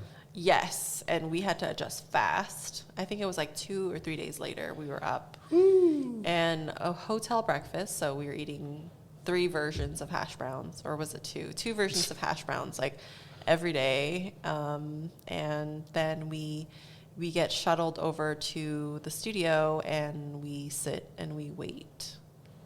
And we talk about how nervous we are.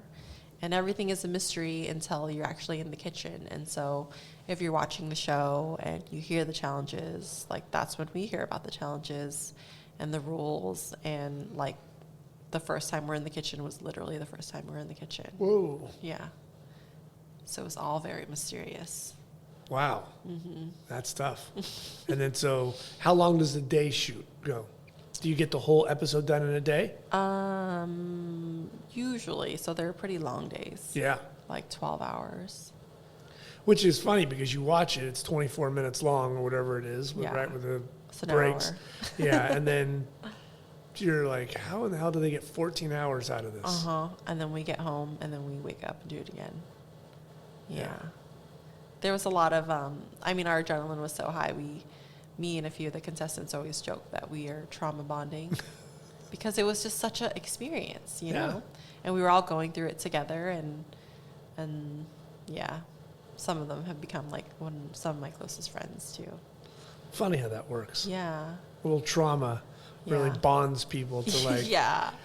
we're gonna keep in touch. Yeah, and we're such a mixed bag of people. Like Really were.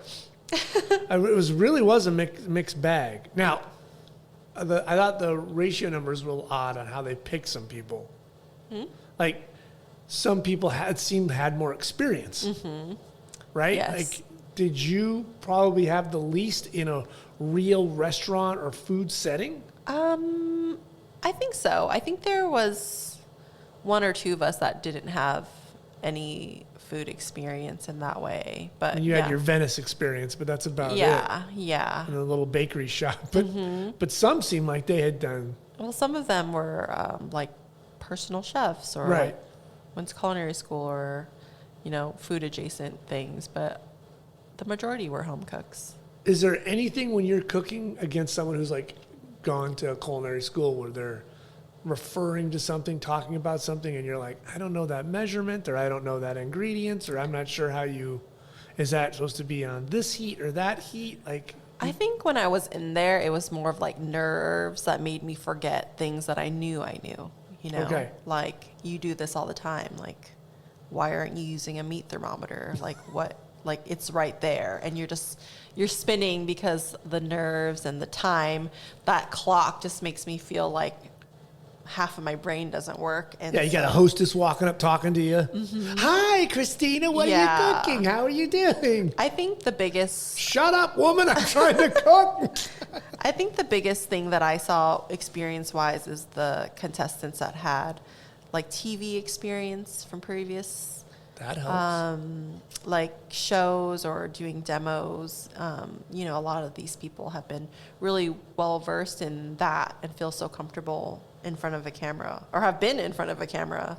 And I feel like that really showed because they were just a lot more calm, cool, and collected, I saw that for sure. When your name's called in the wrong way, what's going through your mind? Oh, I'm like, shit, I'm going home. I'm going to see Opal. Like, it's fine. Like, I'm already trying to, like, rationalize it in my head. Like, okay, it makes sense. Like, Peace out, people. I'm out of here. yeah. I think for me, like, being away from Opal was just so hard the whole time that was always like, well, if I go home, at That's least your I get prize. to go home. Yeah. Yeah. Opal's your prize. Yeah.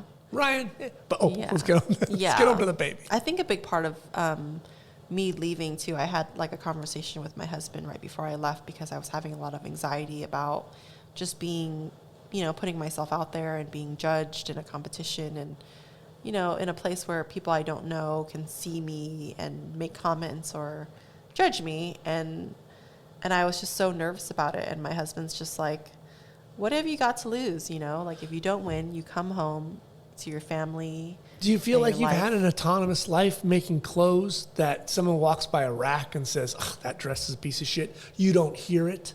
But then someone can also walk by that same rack and be like, "Oh my God, that made my day."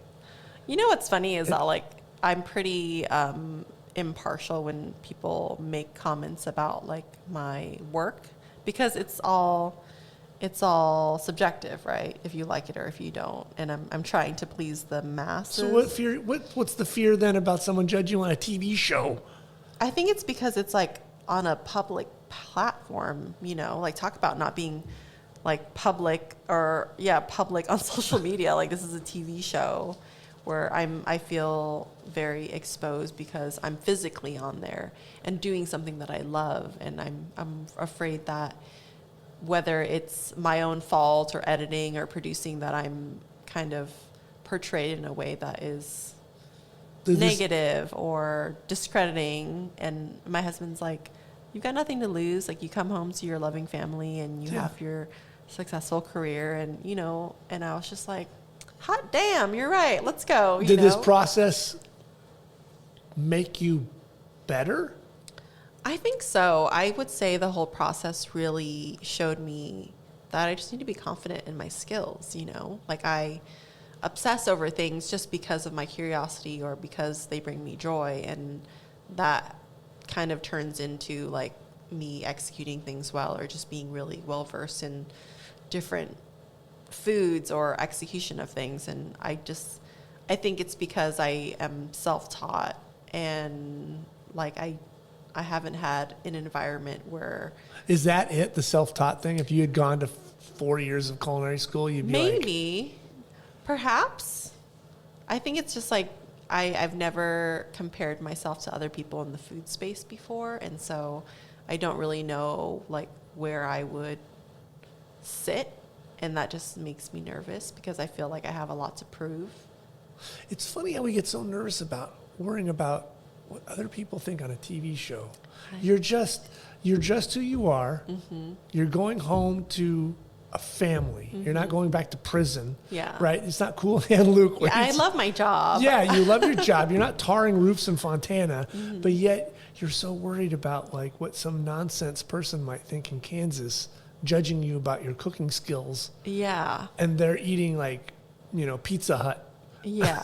I mean, I guess you never know. And I think for me, that was the fear, is the unknown, you know? Yeah. And I just see like a society that puts so much weight on like comments on social media. Oh, God. I think that's why I've remained like private, just to keep that noise Just contained. Just don't look. You don't yeah. look. And I haven't looked. I've luckily had a lot of DMs and comments from people who've watched the show that are fans, and you know, everyone's been so supportive, and I haven't had my experience with any trolls thus far, which I'm thankful for. But generally in the food space, I feel like everyone's pretty nice and really happy because we're just talking about food. If you get one troll and he just rips you apart, thanks. Yeah. That's it. Yeah. Thanks. Yeah. I mean, I don't know how anybody does it to take the time to troll. Yeah. We should gotta have something better to do, but just thanks. Yeah. Okay. And moving on. I mean, I have some friends that have like a large community online, and you know, some of them love it, and I just think like, man, you must be tough. But I think I'm realizing that I'm quite tough myself. When you opened up your social media, did you see your numbers increase because of the exposure on TV? Yes, I think I just it was very quiet when I like went public, and it was because for the casting process they have to like look at everything, and I was like, okay, let me just change it, and you know, I didn't think much of it, but once like the show started airing, I think it's like quadrupled. I mean, my followers are pretty low, but isn't it interesting if people would like watch the show and then be like, oh, I'm gonna Christina Phan, Phan. Yeah. Oh, that must be her. The icon, because there's more than just you on there. They're the same name, and they found you, they clicked, and they followed. And they have been generally so supportive and nice, and your food was scrumptious. It was so good. Well, just, you know, people love sharing the love of the food. I'm just like, oh, like this, I do want to be part of this community, you know. How? What do you want to do? I want to do so many things, especially now that I've gotten over the fear of like saying what I want out loud. I just feel like the second that I physically said it out loud, I'm like, oh, wow, I can do this. And Do you feel ready for a new chapter? I do. I feel like I'm not in a rush, and I think it'll come together organically. And I'm not anxiously trying to get away from anything like my job currently, but I know that I'm so excited for like these possibilities that are kind of coming forth since Sure. this opportunity. I'm bringing back my separate club in a more like formal outlet.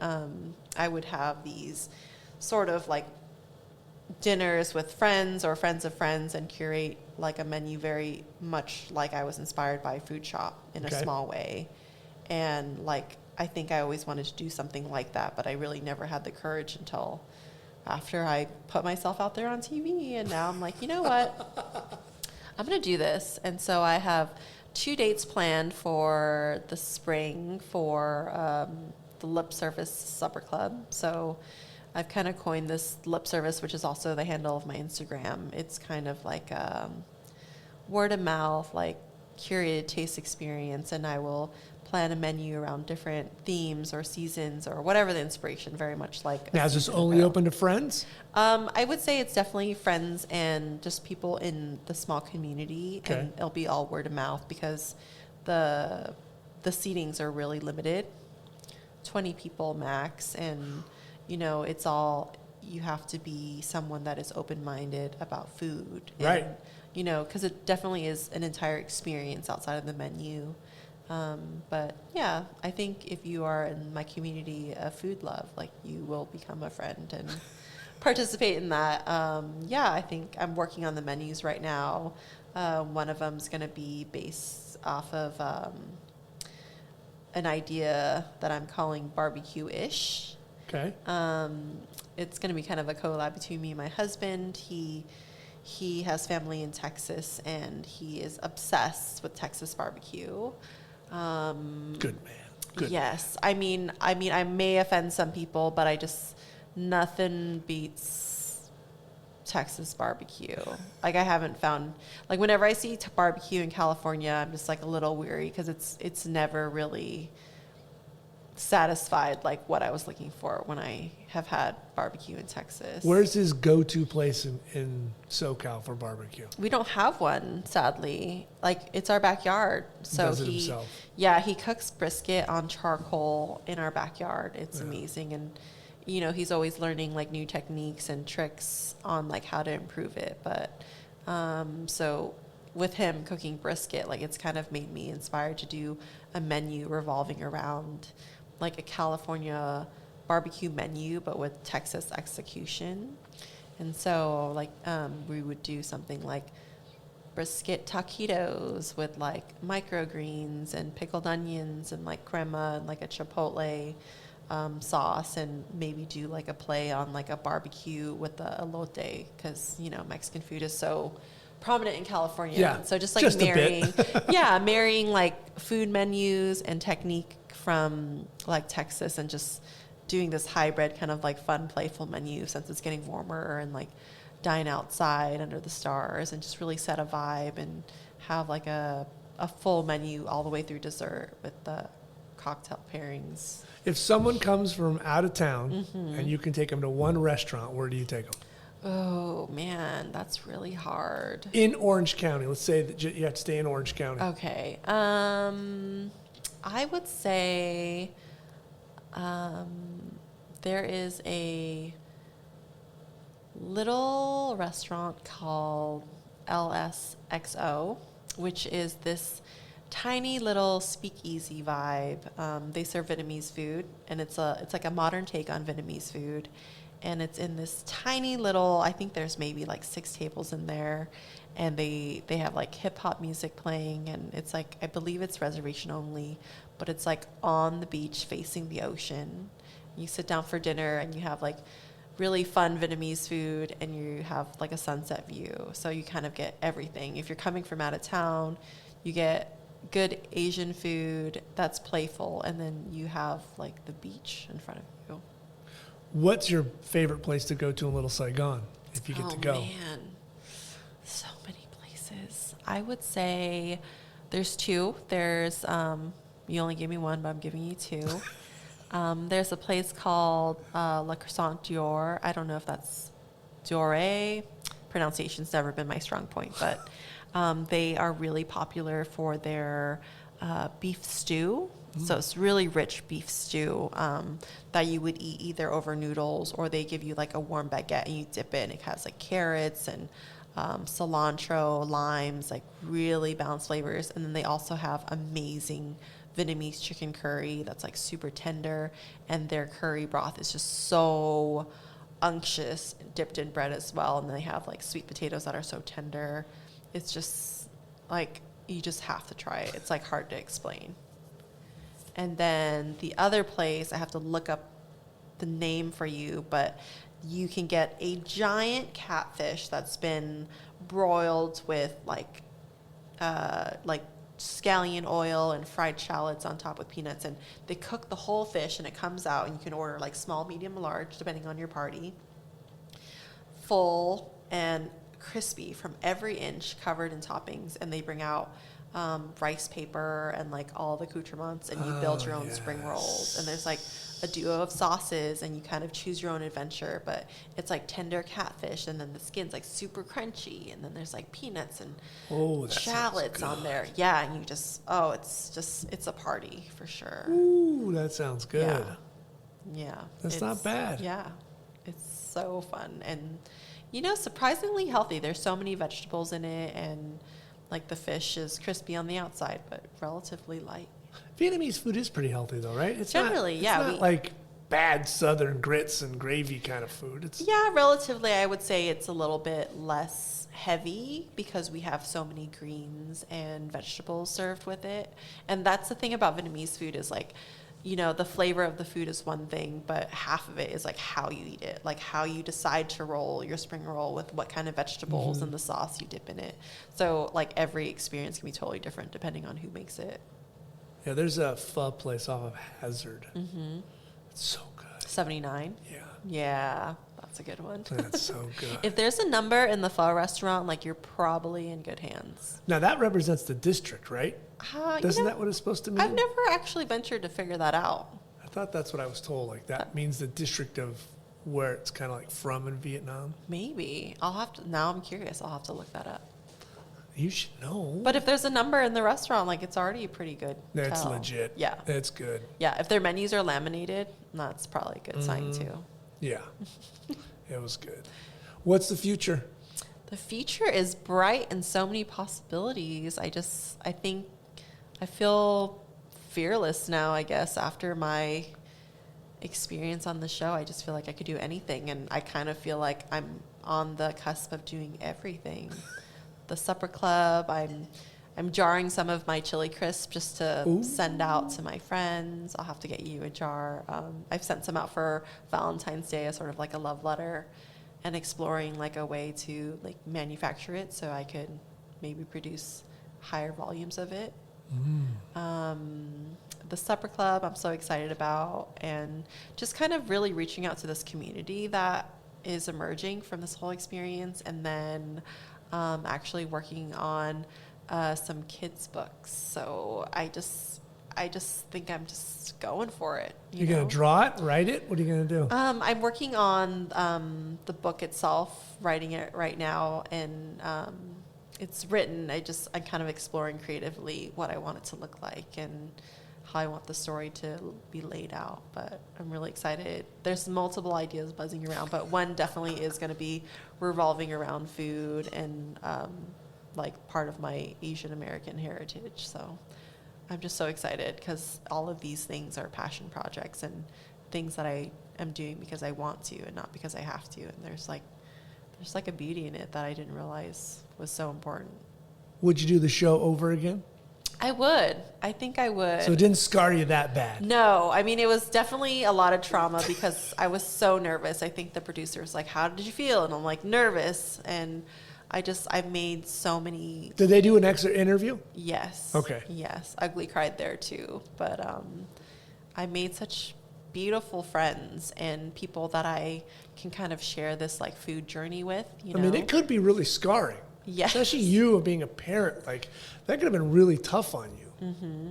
You know, and then the loss and being competitive or not competitive and the pressure and the TV's everywhere and you're mic'd up and there's all kinds of things that could just make you just like lose it. Like, this is not for me. Yeah, this whole like TV experience, I don't even know if I could have imagined it to go better. You know, That's good. I mean, spoiler, I didn't win, but I just don't know if I could have asked for anything more from it. You didn't crap the bed. No. You didn't embarrass yourself, right? Yeah. You won. Yeah. Right? You won the first episode. Mm-hmm. You made some good stuff. Yeah. You made good friends. Yeah. That's not bad. No. I mean, yeah, sure, you would have loved to win and got a little show, right? And there was some cash involved. And all kinds of things. But I'm honestly so genuinely happy for I mean, think the about person that. who won. Think about, of course you wanted to win. You're competitive. How would that have changed your life? In a way, well, that's a really different conversation with Ryan now. Yeah, I don't know. Right? I mean, luckily I didn't Opal, have to think about it. You're going to be writing a Mommy Dearest novel about me because I'm gone. I mean, that really would have been a total change. Yeah. As much as this really kind of evolved you. Yes. Especially if it's not in L.A. Mm-hmm. If it's in L.A., Mommy has to drive to Burbank. Yeah. Mommy has to do a show in Boston 3 times a year or whatever that became. Mm-hmm. Oh, man. Yeah. Frequent flyer miles for sure. Yeah, but think about how your head would have been. Isn't that crazy? Tired. How was this for your first podcast? First TV fun. show, first podcast? Not so lot bad. of firsts. Yeah. I know. Look at me. I'm just out here. Mrs. Private Not no bad. longer. Opened up. Where can people find you? So your handle was? My handle is the lip service. It's the lip and then service, SUR_VIS, lip service. All right. Just How did you get phonetically that spelled. one? The name? I think I wanted to do something outside of my work that was sort of service oriented where I could kind of curate and bring and share things with people. I think when I thought of it, I wasn't sure if it was going to be food, but here we are. And I think the lip service was taken, and so we went phonetically, and it's kind of sexy, so we're just going to roll with it. What's harder to make, a meal or a dress? A meal's more fun. How's that? You can enjoy it with people. Yes. But you might look great in the dress. Yes. But sharing food, I think, has brought me like the most joy, and so that's why we're here. When you cook, do you think of Mom?